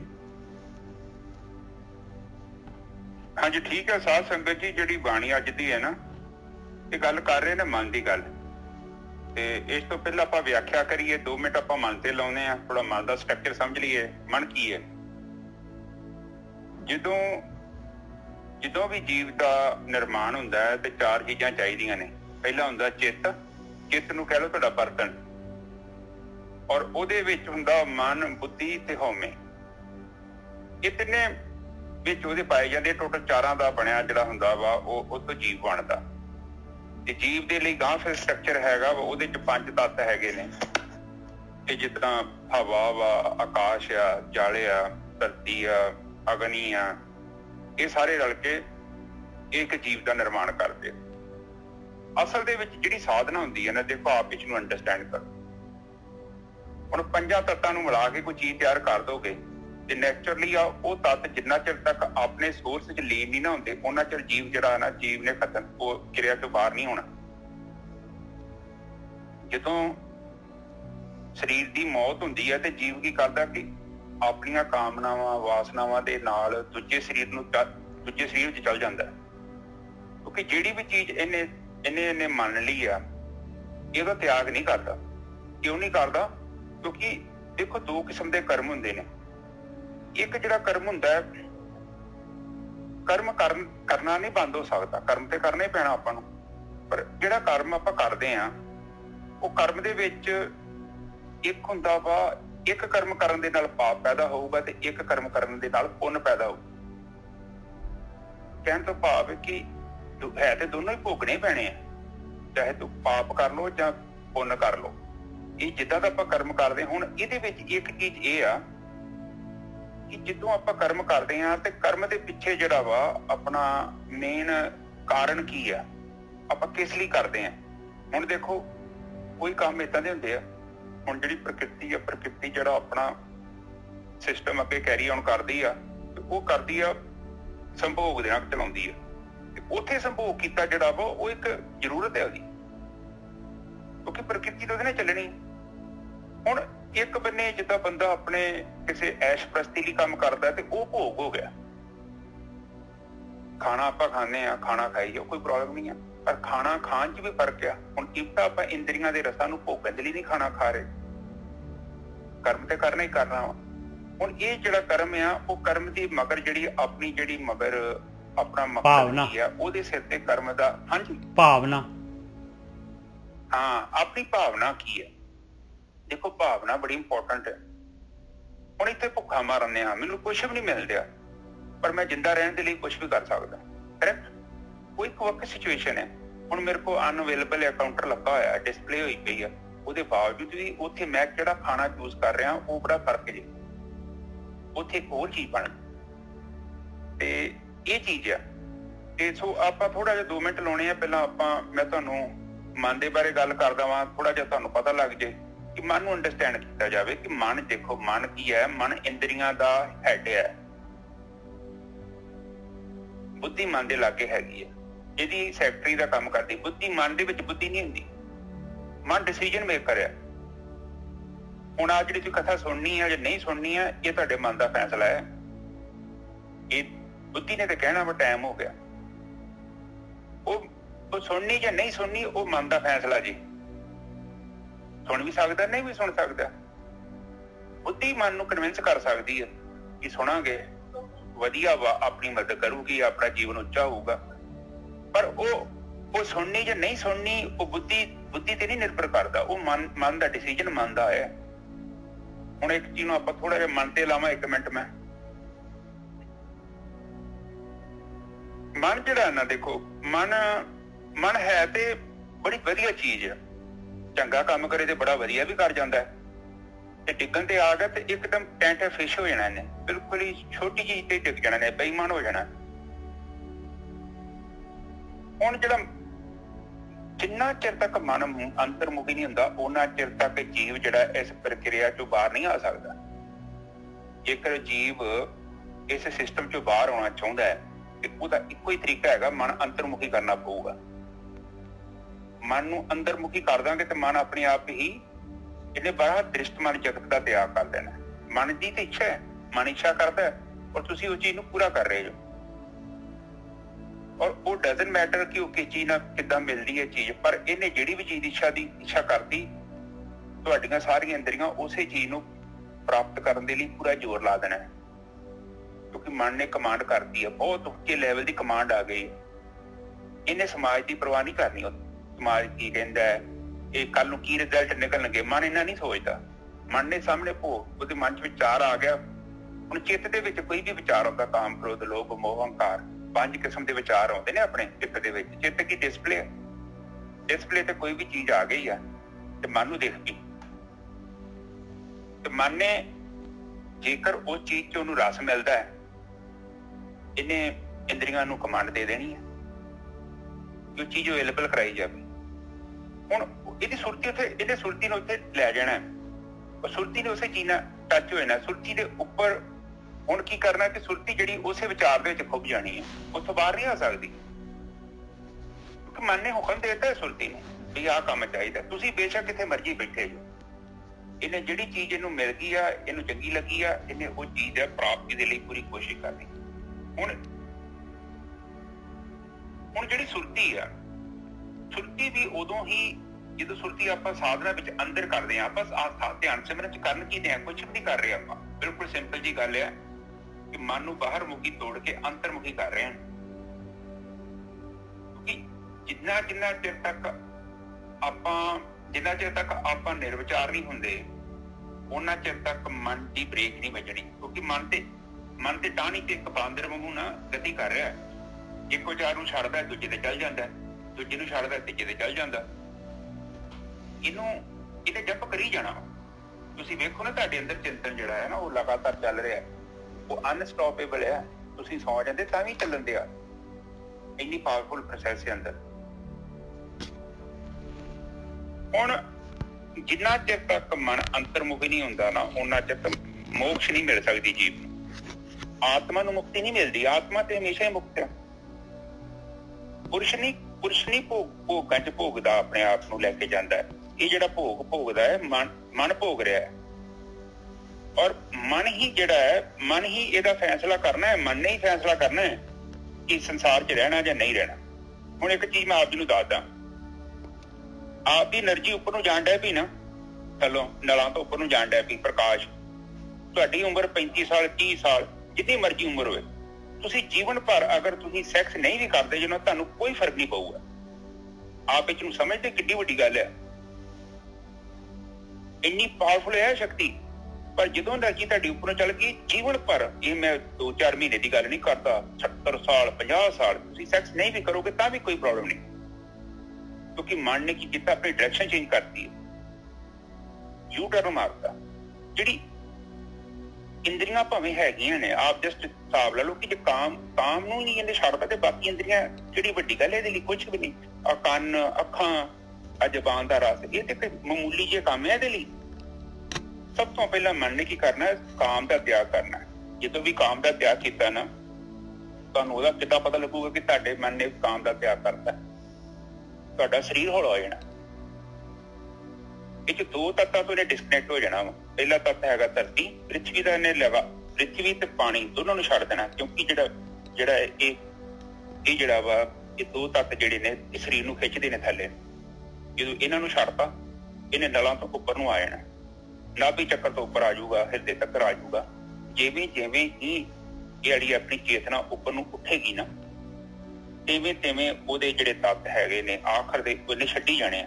ਸਭ ਤੋਂ ਪਹਿਲਾਂ ਇਹਨੇ ਪ੍ਰਿਥਵੀ ਤੱਤ ਦਾ ਤਿਆਗ ਕਰਨਾ। ਤੁਹਾਡੇ ਸਰੀਰ ਦੀ ਗ੍ਰੈਵੀਟੇਸ਼ਨ ਘਟ ਜਾਣੀ ਹੈ। ਤੁਸੀਂ ਵੇਖੋਗੇ, ਤੁਹਾਨੂੰ ਪਤਾ ਲੱਗੂਗਾ ਸਾਧਨਾ ਕਰਨ ਦੇ ਨਾਲ ਤੁਹਾਡੇ ਸਰੀਰ ਦਾ ਵਜਨ ਬਹੁਤ ਘਟ ਗਿਆ। ਪਹਿਲੇ ਜਿੰਨਾ ਵਜਨ ਨਹੀਂ ਰਹਿ ਗਿਆ। ਪਹਿਲਾਂ ਕਿੰਨਾ ਵਜਨ ਸੀ, ਤੁਹਾਨੂੰ ਲੱਗਦਾ ਸੀ ਅੱਜ ਬੋਝ ਹੋਊਗਾ। ਭਾਵੇਂ ਤੁਸੀਂ ਜਵਾਨ ਜੋ ਬੁੱਢੇ ਜੋ, ਇਹਦੇ ਨਾਲ ਕੋਈ ਫਰਕ ਨਹੀਂ ਪੈਂਦਾ। ਇੰਝ ਲੱਗਦਾ ਕਿ ਸਰੀਰ ਬਹੁਤ ਭਾਰਾ। ਹੁਣ ਤੁਸੀਂ ਵੇਖੋਗੇ ਨਾ, ਤੁਹਾਡਾ ਸਰੀਰ ਫੁੱਲ ਵਰਗਾ ਹੋ ਗਿਆ। ਔਰ ਉਹਦਾ ਕਾਰਨ ਕੀ ਹੈ? ਇਹਨੇ ਪ੍ਰਿਥਵੀ ਤੱਤ ਨੂੰ ਛੱਡਤਾ। ਦੇਖੋ, ਕੋਈ ਵੀ ਚੀਜ਼ ਇੱਕਦਮ ਨਹੀਂ ਹੁੰਦੀ, ਸਲੋ ਪ੍ਰੋਸੈਸ ਹੈ। ਸਲੋ ਪਹਿਲਾਂ ਇੱਕ ਰੱਸੀ ਵੱਢੀ ਜਾਊਗੀ। ਧਿਆਨ ਨੇ ਸਭ ਤੋਂ ਪਹਿਲਾਂ ਕਾਮ ਨੂੰ ਵੱਢਣਾ। ਬਾਣੀ 'ਚ ਵੇਖੋ, ਹਰ ਜਗ੍ਹਾ ਦੇਖਿਆ ਕਾਮ, ਕ੍ਰੋਧ, ਲੋਭ, ਮੋਹ, ਹੰਕਾਰ। ਸੀਕੁਐਂਸ ਪਹਿਲੀ ਕਾਮ ਦੀ ਆਉਂਦੀ ਹੈ। ਕਾਮ ਤੇ ਗੱਲ ਫਸੀ ਹੈ। 99% ਜਿਹੜੇ ਲੋਕ ਕਾਮ 'ਚ ਬੈਠੇ ਨੇ। ਸਭ ਤੋਂ ਪਹਿਲਾਂ ਇਹਨੇ ਕਾਮ ਨੂੰ ਭੜਕਾਉਣਾ, ਕਿਉਂਕਿ ਤੁਹਾਡਾ ਸਰੀਰ ਹੀ ਕਾਮ ਤੋਂ ਪੈਦਾ ਹੋਇਆ। ਦੇਖੋ ਨਾ, ਇੱਕ ਮੇਲ ਹੈ, ਇੱਕ ਫੀਮੇਲ ਹੈ, ਦੋਨਾਂ ਦੀ ਕਾਮ ਊਰਜਾ ਤੋਂ ਹੀ ਤੇ ਆਪਣਾ ਨਿਰਮਾਣ ਹੋਇਆ। ਇਸੇ ਕਰਕੇ ਸਾਡਾ ਜਿਹੜਾ ਜੀਵਨ ਦੇ ਵਿੱਚ ਕਾਮ ਦਾ ਬਹੁਤ ਪ੍ਰਭਾਵ ਹੈ। ਇਹ ਚੀਜ਼ ਨੂੰ ਕੋਈ ਰਿਜੈਕਟ ਨਹੀਂ ਕਰ ਸਕਦਾ। ਇਹ ਗ੍ਰੰਥਾਂ 'ਚ ਇਸੇ ਕਰਕੇ ਲਿਖਿਆ ਹੈ ਚੀਜ਼। ਹੁਣ ਜਿਹੜਾ ਚਿੱਤ ਹੈ ਨਾ, ਦੇਖੋ ਚਿੱਤ ਦੇ ਵਿੱਚ ਕੀ ਹੁੰਦਾ ਕਿ ਜਿੰਨਾ ਚਿਰ ਚਿੱਤ ਦੇ ਵਿੱਚ ਵ੍ਰਿਤੀਆਂ ਵਾ, ਜਿੰਨਾ ਚਿਰ ਚਿੱਤ ਦੇ ਵਿੱਚ ਤਰੰਗਾਂ ਨੇ, ਮਨ ਨੇ ਉਹਨਾਂ ਤਰੰਗਾਂ ਨੂੰ ਵੇਖਣਾ ਵਾ। ਔਰ ਉਹਨਾਂ ਹੀ ਤਰੰਗਾਂ ਨੂੰ ਵੇਖਣਾ ਜਿਹੜੀਆਂ ਡਿਸਪਲੇ ਹੋ ਰਹੀਆਂ। ਹੁਣ ਇੱਕ ਸਮਾਂ ਆਉਂਦਾ ਹੈ ਜਦੋਂ ਚਿੱਤ ਕੀ ਕਰਦਾ ਹੈ, ਚਿੱਤ ਆਪਣੇ ਮੂਲ 'ਚ ਲੀਨ ਹੋ ਜਾਂਦਾ, ਵਿਲੀਨ ਹੋ ਜਾਂਦਾ। ਚਿੱਤ ਵੀ ਕੀ ਕਰਦਾ ਹੈ? ਚਿੱਤ ਆਪਣੀਆਂ ਵ੍ਰਿਤੀਆਂ ਦਾ ਤਿਆਗ ਕਰ ਦਿੰਦਾ। ਚਿੱਤ ਜਦੋਂ ਆਪਾਂ ਦੇਖੋ ਕਿਸੇ ਵੀ ਵਿਚਾਰ ਨੂੰ ਆਪਾਂ 3 ਦਿਨ 4 ਦਿਨ ਤਿਆਗ ਕਰ ਦਿੰਦੇ ਆ ਨਾ, 3 ਦਿਨ ਮੈਂ ਤੁਹਾਨੂੰ ਇਹ ਕਹਿਣਾ, ਵੈਸੇ ਤਾਂ 2 ਦਿਨ ਹੀ ਬੜੇ ਹੁੰਦੇ ਆ। ਤੁਸੀਂ 3 ਦਿਨ ਅਗਰ ਕਿਸੇ ਵਿਚਾਰ ਦੇ ਵਿੱਚ ਆਪ ਚਿੰਤਨ ਨਹੀਂ ਕਰਦੇ, ਉਹਨੂੰ ਅਟੈਂਡ ਨਹੀਂ ਕਰਦੇ। ਮੰਨ ਲਓ ਕਿ ਮੈਂ ਵਾਂ, ਨਿੱਜਰ ਸਾਹਿਬ ਆ, ਜਾਂ ਆਪਣੇ ਗਿੱਲ ਸਾਹਿਬ ਨੇ, 3 ਬੰਦੇ ਅਸੀਂ ਤੁਹਾਡੇ ਕੋਲ ਆਉਂਦੇ ਆ ਤੇ ਮੈਂ ਆਉਣਾ ਵਾ, ਤੁਸੀਂ ਮੈਨੂੰ ਅਟੈਂਡ ਨਹੀਂ ਕਰਦੇ, ਤੁਸੀਂ ਮੈਨੂੰ ਹੈਲੋ ਹਾਈ ਨਹੀਂ ਕਹਿੰਦੇ, ਮੈਂ ਤੁਹਾਡੇ ਘਰ ਫਲੋਕ ਲਾ ਕੇ ਬਹਿ ਬੂ ਕੇ ਚੱਲ ਜਾਂਦਾ, ਤੁਸੀਂ ਮੇਰੇ ਨਾਲ ਡਿਸਕਸ ਨਹੀਂ ਕਰਦੇ। ਜੋ 3 ਦਿਨਾਂ ਬਾਅਦ ਮੈਂ ਤੁਹਾਡੇ ਬ੍ਰੇਨ ਚੋਂ ਡਿਲੀਟ ਹੋ ਜਾਵਾਂਗਾ, ਦੁਬਾਰਾ ਨਹੀਂ ਆਵਾਂਗਾ। ਚਿੱਤ ਕੀ ਹੈ? ਚਿੱਤ ਦੇ ਵਿੱਚ ਵੇਖੋ, ਤੁਸੀਂ ਖਾਸ ਕਰਕੇ ਤੁਸੀਂ ਆਪਣੇ ਚਿੱਤ ਵੱਲ ਜਦੋਂ ਸਾਧਨਾ 'ਚ ਧਿਆਨ ਮਾਰੇ ਨਾ, ਤੁਹਾਡੇ ਚਿੱਤ 'ਚ ਲਿੱਕਾਂ ਪਈਆਂ ਹੋਈਆਂ ਨੇ, ਗਰੂਪ ਬਣੇ ਹੋਏ ਨੇ। ਜਿੱਥੋਂ ਵੀ ਪਾਣੀ ਵਗਦਾ ਹੈ ਚੇਤਨਾ ਦਾ, ਸਭ ਤੋਂ ਪਹਿਲਾਂ ਉਹਨਾਂ ਖਾਲੀ ਜਿਹੜੀਆਂ ਰੇਖਾ ਬਣੀਆਂ ਨਾ, ਉਹਦੇ ਵਿੱਚ ਤੁਹਾਡੀ ਸੁਰਤੀ ਜਾਣੀ ਹੈ। ਔਰ ਉਹਦੇ ਰਾਹੀਂ ਜਿਹੜਾ ਕਹਿੰਦਾ ਕਿ ਅਚੇਤਨ ਮਨ ਚੋਂ ਜਿਹੜਾ ਵਿਚਾਰ ਟਰੈਵਲ ਕਰਕੇ ਆਉਂਦਾ ਚਿੱਤ ਦੇ ਵਿੱਚ। ਪਰ ਚਿੱਤ ਦੇ ਵਿੱਚ ਜਦੋਂ ਵੀ ਵਿਚਾਰ ਆਇਆ ਤੇ ਸਭ ਤੋਂ ਪਹਿਲਾਂ ਤੁਹਾਡੇ ਮਨ ਨੇ ਵੇਖਣਾ ਇਹਨੂੰ। ਮਨ ਵੇਂਦਾ ਪਿਆ, ਵੇਂਦਾ ਹੈਗਾ, ਸ਼ਕਤੀਹੀਨ ਹੈ ਉਹ ਵਿਚਾਰ। ਉਹ ਜਿਹੜਾ ਵਿਚਾਰ ਹੈਗਾ ਉਹ ਹੈਗਾ ਸ਼ਕਤੀਹੀਨ, ਅਜੇ ਉਹ 'ਚ ਸ਼ਕਤੀ ਨਹੀਂ ਹੈਗੀ, ਉਹ ਬਹੁਤ ਵੀਕ ਹੈ। ਜਦੋਂ ਵੀ ਆਪ ਨੇ ਆਪਣੀ ਸੁਰਤੀ ਉਸ ਵਿਚਾਰ ਦੇ ਵਿੱਚ ਅਟੈਚ ਕਰਤੀ ਤੇ ਫਿਰ ਕੀ ਹੋਣਾ ਕਿ ਉਸ ਵਿਚਾਰ ਨੇ ਹੌਲੀ ਹੌਲੀ ਕਰਕੇ ਤੁਹਾਡੇ ਚਿੱਤ 'ਚ ਫੈਲਣਾ ਹੈ। ਤੇ ਹੁਣ ਜਦੋਂ ਵਿਚਾਰ ਤੇ ਆਪਾਂ ਇਨਵੈਸਟਮੈਂਟ ਕੀਤੀ, ਆਪਾਂ ਹਰ ਦਿਨ ਇਨਵੈਸਟਮੈਂਟ ਕਰਦੇ ਗਏ, ਮਤਲਬ ਹੁਣ ਰੋਜ਼ ਜਿਹੜੀ 15-20 ਮਿੰਟ ਇੱਕ ਵਿਚਾਰ ਤੇ ਇਨਵੈਸਟਮੈਂਟ ਕਰੋਗੇ ਤੇ ਉਹ ਕੀ ਹੁੰਦਾ ਕਿ ਚਿੱਤ ਦੇ ਵਿੱਚ ਕੀ ਹੁੰਦਾ ਕਿ ਇੱਕ ਹਿੱਸੇ 'ਚ ਉਹ ਵਿਚਾਰ ਕੀ ਘਰ ਬਣਾ ਲੈਂਦਾ ਆਪਣਾ। ਜਿੱਦਾਂ ਵੇਖੋ ਬਿਮਾਰੀ ਆਪਣੇ ਸਰੀਰ 'ਚ ਜਦੋਂ ਲੱਗਦੀ ਹੈ, ਇੱਕਦਮ ਆ ਕੇ ਤੇ ਚੱਲ ਜੇ ਤੇ ਕੀ ਫਰਕ ਪੈਂਦਾ? ਕੋਈ ਫਰਕ ਨਹੀਂ ਪੈਂਦਾ। ਪਰ ਜਦੋਂ ਲੌਂਗ ਟਰਮ ਬਿਮਾਰੀ ਸਾਡੇ ਸਰੀਰ 'ਚ ਆ ਕੇ ਰਹਿੰਦੀ ਹੈ ਨਾ, ਇਹ ਕੀ ਕਰਦੀ ਕਿ ਸਾਡੇ ਸਰੀਰ 'ਚ ਘਰ ਬਣਾ ਲੈਂਦੀ ਹੈ, ਆਪਣੇ ਵਾਇਰਸ ਇਕੱਠੇ ਕਰ ਲੈਂਦੀ ਹੈ। ਉਸੇ ਹੀ ਤਰ੍ਹਾਂ ਜਿਹੜਾ ਇਹ ਵਿਚਾਰ ਹੁੰਦਾ ਹੈ ਕਿ ਉਹਦੀਆਂ ਜੜ੍ਹਾਂ ਹੁੰਦੀਆਂ ਨੇ। ਦੇਖੋ ਆਪ ਇੱਕ ਅੰਡਰਸਟੈਂਡ ਕਰੋ ਚੀਜ਼ ਨੂੰ, ਇਹ ਪ੍ਰੈਕਟੀਕਲੀ ਆ ਗੱਲ। ਤੁਹਾਡੇ ਚਿੱਤ ਇੱਕ ਜ਼ਮੀਨ ਆ, ਚਿੱਤ ਕੀ ਆ? ਤੁਹਾਡਾ ਜ਼ਮੀਨ ਆ। ਔਰ ਇਹਦੇ ਵਿੱਚ ਕੀ ਕਰਦੇ ਨੇ ਕਿ ਵਿਚਾਰ ਆਪਣੀਆਂ ਜੜ੍ਹਾਂ ਪਸਾਰਦੇ ਨੇ। ਹੁਣ ਗਮਲੇ ਦੇ ਵਿੱਚ ਵੇਖੋ ਵੇਲ ਗੱਡੀ ਹੋਵੇ, ਮੰਨ ਲਓ ਤੁਸੀਂ ਕਿੰਨੇ ਦਿਨ 5-6 ਦਿਨ ਪਾਣੀ ਨਾ ਪਾਇਆ ਤੇ ਵੇਲ ਨੇ ਸੁੱਕ ਜਾਣਾ। ਇਸੇ ਹੀ ਤਰ੍ਹਾਂ ਜਿਹੜਾ ਚਿੱਤ ਰੂਪੀ ਜ਼ਮੀਨ ਆ, ਉੱਥੇ ਜਿੰਨਾ ਚਿਰ ਤੱਕ ਤੁਸੀਂ ਉਸ ਵਿਚਾਰ ਦੇ ਨਾਲ ਆਪਣੀ ਸੁਰਤੀ ਅਟੈਚ ਨਹੀਂ ਨਾ ਕਰਦੇ, ਉਹਨਾਂ ਚਿਰ ਤੱਕ ਜਿਹੜਾ ਵਿਚਾਰ ਸ਼ਕਤੀਹੀਨ ਹੈ। ਤੁਸੀਂ ਜਿੱਦਾਂ ਗਮਲੇ ਨੂੰ ਪਾਣੀ ਪਾਉਣਾ ਬੰਦ ਕਰਤਾ, 5-6 ਦਿਨਾਂ 'ਚ ਉਹ ਜਿਹੜੀ ਵੇਲ ਸੁੱਕ ਜਾਣੀ ਹੈ, ਕਿਉਂਕਿ ਜਿੰਨਾ ਕੁ ਪਾਣੀ ਹੈਗਾ ਉਹਨਾਂ ਚਿਰ ਤੱਕ ਉਹਨੇ ਸਰਵਾਈਵ ਕਰਨਾ ਹੈ, ਬਾਅਦ 'ਚ ਉਹਨੇ ਸੜ ਜਾਣਾ।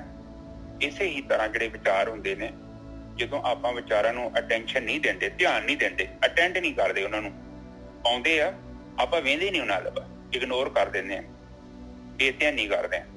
ਜਦੋਂ ਆਪਣੇ ਘਰ ਹੀ ਕੋਈ ਬੰਦਾ ਆ ਜਾਏ ਤੇ ਗਲਤੀ ਆਪਾਂ ਨੂੰ ਨਹੀਂ ਪਸੰਦ ਕਰਦੇ ਤੇ ਆਪਾਂ 2-4 ਮਿੰਟ ਗੱਲਾਂ ਕਰਨੀਆਂ ਨਹੀਂ ਤੇ ਉਹਨੇ ਆਪੇ ਭੱਜ ਜਾਣਾ। ਉਸੇ ਹੀ ਤਰ੍ਹਾਂ ਵਿਚਾਰ ਵਾਲਾ ਹਿਸਾਬ ਹੈ, ਜਦੋਂ ਆਪਾਂ ਉਹਦੇ ਨਾਲ ਗੱਲ ਹੀ ਨਹੀਂ ਕਰਨੀ ਤੇ ਵਿਚਾਰ ਨੇ ਚੱਲ ਜਾਣਾ। ਜੇਕਰ ਆਪਾਂ ਵਿਚਾਰ ਨੂੰ ਅਟੈਂਡ ਕਰਦੇ ਹਾਂ ਤੇ ਉਹ ਵਿਚਾਰ ਦੀਆਂ ਜੜ੍ਹਾਂ ਜਿਹੜੀਆਂ ਨਾ ਸਾਡੇ ਚਿੱਤ 'ਚ ਖੁੱਭ ਜਾਂਦੀਆਂ ਨੇ। ਉਹ ਚਿੱਤ ਦੇ ਵਿੱਚ ਉਹਨੇ ਪੂਰਾ ਆਪਣਾ ਇੱਕ ਛੋਟੇ ਜਿਹੇ ਪੌਦੇ ਤੋਂ ਹੌਲੀ ਹੌਲੀ ਕਰਕੇ ਉਹਨੇ ਰੁੱਖ ਦਾ ਰੂਪ ਧਾਰਨ ਕਰ ਲੈਣਾ। ਹੁਣ ਜਦੋਂ ਤੁਸੀਂ ਆਪ ਸਿਆਣੇ ਜੋ, ਛੋਟੀ ਮੋਟੀ ਬੂਟੀ ਤੇ ਪੁੱਟਣੀ ਬੜੀ ਆਸਾਨ ਹੈ, ਪਰ ਜਦੋਂ 15-20 ਸਾਲ ਦਾ ਰੁੱਖ ਹੋਵੇ ਉਹਨੂੰ ਪੁੱਟਣਾ ਕਿੰਨਾ ਔਖਾ ਹੋਊਗਾ। ਨਿਜਰ ਸਾਹਿਬ ਬਿਲਕੁਲ, ਬਹੁਤ ਬਿਲਕੁਲ ਠੀਕ ਹੈ ਜੀ, ਬਹੁਤ ਵਧੀਆ। ਹਾਂ ਔਰ ਤੁਸੀਂ ਦੇਖੋ ਨਿਜਰ ਸਾਹਿਬ, ਜ਼ਿਆਦਾ ਵਿਚਾਰ ਨਹੀਂ ਹੈਗੇ, 5-7 ਵਿਚਾਰ ਤੇ ਤੁਹਾਡੇ ਉਹ ਰੁੱਖ ਬਣੇ ਨੇ, ਪਿੱਪਲ ਬੋੜ ਤੁਹਾਡੇ ਚਿੱਤ ਤੇ ਬੈਠੇ ਨੇ, ਬਾਰ-ਬਾਰ ਉਹੀ ਆ ਜਾਂਦੇ। ਹਾਂ, ਔਰ ਸਾਧਨਾ 'ਚ ਵੇਖੋ ਤੁਸੀਂ ਬਾਰ-ਬਾਰ ਉਹ ਕੋਈ ਜ਼ਿਆਦਾ ਵਿਚਾਰ ਨਹੀਂ ਹੈਗੇ ਤੁਹਾਡੇ, ਛੋਟੇ ਮੋਟੇ ਜਿਹੜੇ ਰੈਂਡਮ ਵਿਚਾਰ, ਉਹ ਤੇ ਕੋਈ ਗੱਲ ਹੀ ਨਹੀਂ, ਉਹ ਤੇ ਆਏ ਤੇ ਹੋ ਗਏ, ਉਹ ਨਥਿੰਗ। ਉਹ ਜਿਹੜੇ ਚਿੱਤ ਦੇ ਵਿਚਾਰ ਹੈਗੇ ਤੁਹਾਡੇ ਪਰਮਾਨੈਂਟ ਗੈਸਟ ਹੈਗੇ ਨੇ, ਉੱਥੇ ਘਰ ਬਣਾਏ ਨੇ ਬੜੇ ਬੜੀਆਂ ਵੱਡੀਆਂ ਬਿਲਡਿੰਗਾਂ, ਉਹਦੀਆਂ ਬਿਲਡਿੰਗਾਂ ਤੁਸੀਂ ਹੈਲਪ ਕੀਤੀ, ਉਹਨਾਂ ਨੂੰ ਸੀਮੈਂਟ ਵੀ ਦਿੱਤਾ, ਰੇਤਾ ਬੱਜਰੀ ਵੀ ਦਿੱਤੀ, ਪਾਣੀ ਵੀ ਲੈ ਕੇ ਜਾਂਦੇ ਜੋ। ਇਹ ਜਿਹੜੇ ਤੁਸੀਂ ਆਪਣੇ ਕੋਲੋਂ ਪੂਰੀ ਸਪੋਰਟ ਕੀਤੀ ਉਹਨਾਂ ਨੂੰ, ਕੋਈ ਪ੍ਰੋਬਲਮ ਨਹੀਂ ਹੈਗੀ, ਉਹ ਕੋਈ ਮੁਸ਼ਕਲ ਕੰਮ ਨਹੀਂ ਹੈਗਾ। ਬਸ ਹੁਣ ਸਪਲਾਈ ਕਰਨੀ ਬੰਦ ਕਰ ਦੋ ਉਹਨੂੰ, ਉਹਦੀ ਬੱਤੀ ਕੱਟ ਦੋ। ਪਹਿਲੇ ਤਾਂ ਉਹਨੂੰ ਹਨੇਰਾ ਕਰਦੀ ਹੈ, ਉਹਦੀ ਬਿਲਡਿੰਗ ਹਨੇਰਾ ਕਰ ਦੋ। ਹਨੇਰਾ ਤੇ ਤਾਂ ਹੋਣਾ, ਉਹਨੂੰ ਸੁਰਤੀ ਨਾ ਦੋਗਾ ਮਨ ਦੇ ਸਾਹਮਣੇ, ਤੇ ਮਨ ਤੇ ਉਹਨੇ ਜਾਣਾ ਹੀ ਜਾਣਾ। ਉਹਨੇ ਕਹਿਣਾ ਉਹ ਕਿੱਡਾ ਸੋਹਣਾ ਰੁੱਖ, ਕਿੰਨਾ ਪੁਰਾਣਾ, 25-30 ਸਾਲ ਪੁਰਾਣਾ ਰੁੱਖ ਆ, ਮੇਰੀ ਪੈਲੀ ਖੋਈ ਸੀ ਫਲਾਣੇ ਬੰਦੇ ਨੇ, ਤੇ ਉਹ ਪੈਲੀ ਤੇ ਆਪਾਂ ਮੇਰੀ ਲੈ ਗਿਆ ਪੈਲੀ, ਜਾਂ ਮੈਨੂੰ ਦਫ਼ਤਰ 'ਚ ਮੇਰੀ ਨੌਕਰੀ ਖੋਲੀ, ਜਾਂ ਮੈਨੂੰ ਛੱਡ ਕੇ ਚਲ ਗਿਆ ਸੀ, ਇਹਨੇ ਕੋਈ ਦੂਜੇ ਬੰਦੇ ਨਾਲ ਵਿਆਹ ਕਰ ਲਿਆ, ਜਾਂ ਦੂਜੀ ਜਨਾਨੀ ਨਾਲ ਵਿਆਹ ਕਰ ਲਿਆ। ਇਹ ਤਾਂ ਸਾਰੇ ਰੁੱਖ ਹੀ ਹੈਗੇ ਆ, ਇਹਨਾਂ ਨੂੰ ਪੁੱਟਣਾ ਪੈਣਾ ਵਾ। ਇਹ ਪੁੱਟਣਾ ਤੁਸੀਂ ਆ, ਕਿਉਂਕਿ ਤੁਹਾਡੇ ਅੰਦਰ ਤਾਂ ਉੱਗੇ। ਬਾਕੀ ਜਿਹੜਾ ਗਿਆ ਉਹਨੂੰ ਜਾਣ ਦੋ। ਹੁਣ ਵੇਖੋ ਇੱਕ ਚੀਜ਼ ਨੂੰ ਆਪ ਅੰਡਰਸਟੈਂਡ ਕਰੋ, ਜੀਵਨ ਸਾਥੀ ਵੇਖੋ ਆਪ ਕੋਈ ਗਰੰਟੀ ਨਹੀਂ ਹੁੰਦੀ ਕਿ ਕਿਸੇ ਬੰਦੇ ਦਾ ਤੁਹਾਡੇ ਨਾਲ 100 ਸਾਲ ਦਾ ਹੀ ਸੰਬੰਧ ਆ। ਹੁਣ ਟਿਕਟ ਮੇਰੇ ਕੋਲ ਕੀਤਾ, ਮੇਰੇ ਕੋਲ ਹੈ ਜਲੰਧਰ ਤੱਕ ਹੈ, ਤੇ ਮੈਂ ਦਿੱਲੀ ਤੱਕ ਕਿੱਥੇ ਚੱਲ ਜਾਊਂਗਾ। ਆਪ ਇਸ ਨੂੰ ਅੰਡਰਸਟੈਂਡ ਕਰੋ। ਰਿਸ਼ਤਿਆਂ ਦੇ ਉੱਤੇ ਮੈਂ ਕਹਿ ਮੇਰਾ ਜੀਵਨ ਦਾ ਐਕਸਪੀਰੀਅੰਸ ਹੈ, ਮਾਤਾ ਮੇਰੇ ਵਿੱਚ ਗਰੁੱਪ 'ਚ ਬੈਠੀ ਆ, ਮੈਂ ਕਈ ਚੀਜ਼ਾਂ ਨੂੰ ਕੰਟੀਨਿਊ ਕਰਨ ਦੀ ਕੋਸ਼ਿਸ਼ ਕੀਤੀ ਆ, ਪਰ ਐਸੀ ਮੁਸ਼ਕਲ ਆਈ ਆ, ਉਹ ਰਿਸ਼ਤਿਆਂ ਨੂੰ ਮੈਨੂੰ ਖੁਦ ਅਲੱਗ ਕਰਨਾ ਪਿਆ, ਆਪਸ਼ਨ ਨਹੀਂ ਬਚਿਆ ਨਿੱਜਾ ਸਾਹਿਬ। You cannot go. दरवाजा बंद क्यों बंद हो गया? क्योंकि उन्ना ही अंजल सी। कुदरत ने ऐसी सिचुएशन खड़ी कर दी, मैनू कट आउट करना पिया।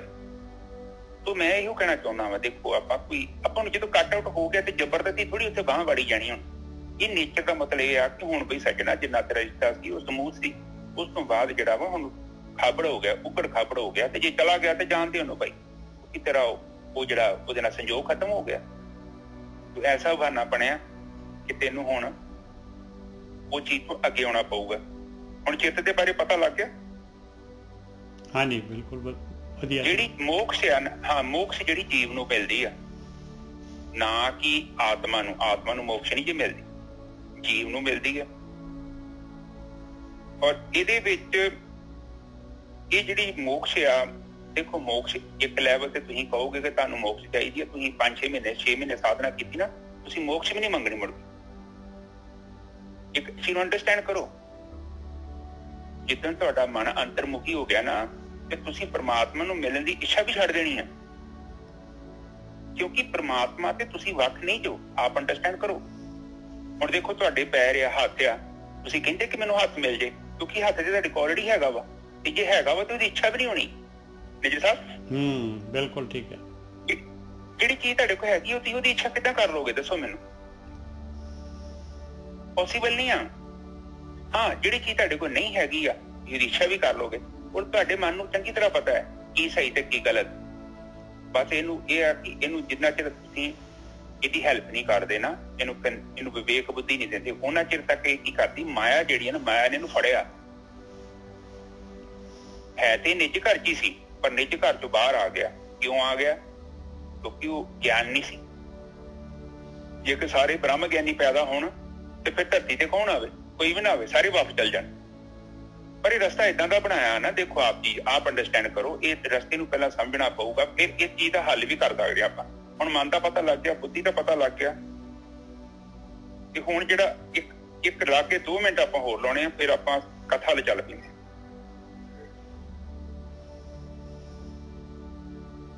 ਹੁਣ ਜਿਹੜਾ ਧਿਆਨ ਸਿਮਰਨ ਅਸਲ ਦੇ ਵਿੱਚ ਕੀ ਆ ਕਿ ਇੱਕ ਕੁੰਜੀ ਹੈ, ਇੱਕ ਚਾਬੀ ਹੈ। ਇਹਦੇ ਨਾਲ ਅਸੀਂ ਕੀ ਕਰਨਾ ਹੈ ਕਿ ਉਹਨਾਂ ਜਿੰਦਰਿਆਂ ਨੂੰ ਖੋਲਣਾ ਹੈ ਜਿਹੜੇ ਅਗਿਆਨ ਰੂਪੀ ਜਿੰਦਰੇ ਨੇ, ਜਿਹੜੇ ਸਾਡੇ ਸ਼ੁੱਧ ਸਰੂਪ ਨੂੰ ਪ੍ਰਗਟ ਹੋਣ ਤੋਂ ਰੋਕ ਰਹੇ ਨੇ।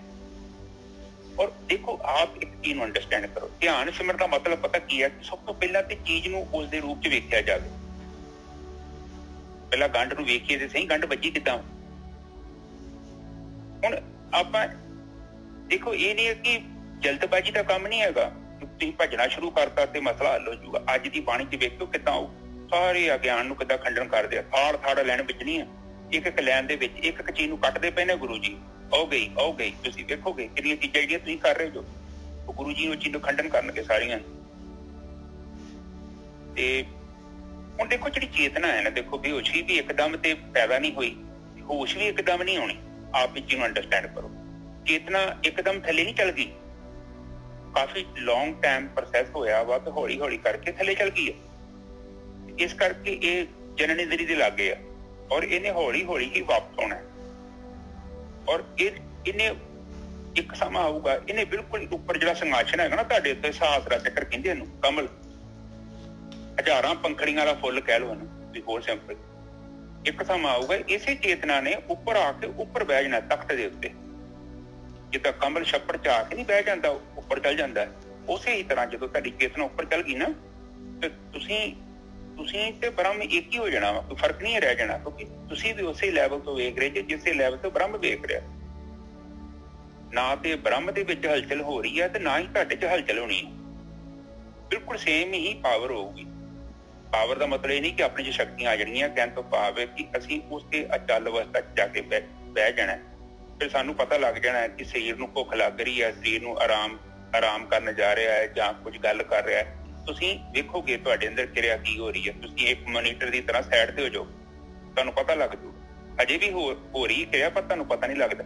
ਤੁਸੀਂ ਦਰਵਾਜ਼ੇ ਦੇ ਲਾਗੇ ਜਦੋਂ ਜਾਂਦੇ ਜੋ, ਤੁਹਾਡਾ ਹੱਥ ਆਪਣੇ ਆਪ ਹੀ ਲੌਕ ਦੇ ਲਾਗੇ ਚੱਲ ਜਾਂਦਾ, ਤੁਸੀਂ ਥੋੜੀ ਲੈ ਕੇ ਜਾਂਦੇ ਜੋ। ਤੁਸੀਂ ਕੋਲਗੇਟ ਲਾਈ, ਉਸੇ ਟਾਈਮ ਵੀ ਬ੍ਰਸ਼ ਮੂੰਹ 'ਚ ਚੱਲ ਜਾਂਦਾ ਹੈ। ਬ੍ਰਸ਼ ਕਰਕੇ ਸੱਜੇ ਬੰਨੇ ਖੱਬੇ ਬੰਨੇ, ਟਾਈਮ ਪੂਰਾ ਤੁਹਾਡੇ ਬ੍ਰੇਨ ਦੇ ਅੰਦਰ ਸਾਰੀ ਪ੍ਰੋਗਰਾਮਿੰਗ ਹੈ ਕਿੰਨੇ ਮਿੰਟ ਬ੍ਰਸ਼ ਕਰਨਾ, ਉਸੇ ਟਾਈਮ ਤੇ ਬ੍ਰਸ਼ ਤੁਸੀਂ ਆਪਣੇ ਆਪ ਹੀ ਮੂੰਹ ਚੋਂ ਬਾਹਰ ਕੱਢ ਦੇਣਾ। ਤੁਸੀਂ ਨਹਾਉਂਦੇ ਵੇਖੋ, ਤੁਸੀਂ ਨਹਾਉਂਦੇ ਜੋ ਨਾ, ਤੁਸੀਂ ਜਿਹੜੇ ਤਰੀਕੇ ਨਾਲ ਮੱਗ ਪਹਿਲੀ ਵਾਰੀ ਪਾਣੀ ਤੇ ਪਾਉਂਦੇ ਜੋ ਨਾ, ਕਿੰਨੇ ਸਾਲਾਂ ਤੋਂ ਤੁਸੀਂ ਉਸੇ ਹੀ ਤਰੀਕੇ ਨਾਲ ਮੱਗ ਆਪਣੇ ਉੱਪਰ ਪਾਉਂਦੇ ਜੋ, ਜਾਂ ਸ਼ਾਵਰ ਕਰਦੇ ਜੋ, ਜਾਂ ਤੁਸੀਂ ਸਾਬਣ ਲਾਉਂਦੇ ਜੋ। ਸਾਬਣ ਕਿਹੜੇ ਸਰੀਰ ਦੇ ਹਿੱਸੇ ਨੂੰ ਲਾਉਂਦੇ, ਤੁਸੀਂ ਉਹ ਤੁਹਾਡਾ ਸਾਬਣ ਹਰ ਵਾਰੀ ਉੱਥੇ ਹੀ ਜਾਂਦਾ ਹੈ। ਆਪ ਦੇਖੋ, ਆਪ ਹਰ ਚੀਜ਼ ਨੂੰ ਰਿਪੀਟ ਕਰ ਰਹੇ ਜੋ। ਤੁਸੀਂ ਰੋਟੀ ਖਾਂਦੇ ਜੋ ਨਾ, ਹੋ ਸਕਦਾ ਕਿ ਖੱਬੇ ਬੰਨੇ ਮੂੰਹ ਦੇ ਵਿੱਚ ਖਾਂਦੇ ਹੋ ਜਾਂ ਸੱਜੇ ਬੰਨੇ ਖਾਂਦੇ ਹੋਗੇ। ਤੁਸੀਂ ਜਦੋਂ ਵੀ ਰੋਟੀ ਪਾਈ ਤੁਸੀਂ ਉਸੇ ਸਾਈਡ ਤੇ ਖਾਓਗੇ, ਜਾਂ ਕੋਈ ਹੋਰ ਪਦਾਰਥ ਖਾਓਗੇ ਤੇ ਤੁਸੀਂ ਉਹਨੂੰ ਉਸ ਤਰੀਕੇ ਨਾਲ ਹੀ ਖਾਓਗੇ। ਜੇ ਕੋਈ ਮੰਨ ਲਓ ਫਰੂਟ ਹੈ ਜਾਂ ਕੋਈ ਹੋਰ ਚੀਜ਼ ਹੈ, ਡਰਾਈ ਫਰੂਟ ਹੈ, ਇਹ ਚੀਜ਼ਾਂ ਨੋਟਿਸ ਕਰੋਗੇ, ਤੁਹਾਨੂੰ ਪਤਾ ਲੱਗੂ, ਤੁਹਾਡਾ ਧਿਆਨ ਆਪਣੇ ਆਪ ਤੇ ਆਊਗਾ।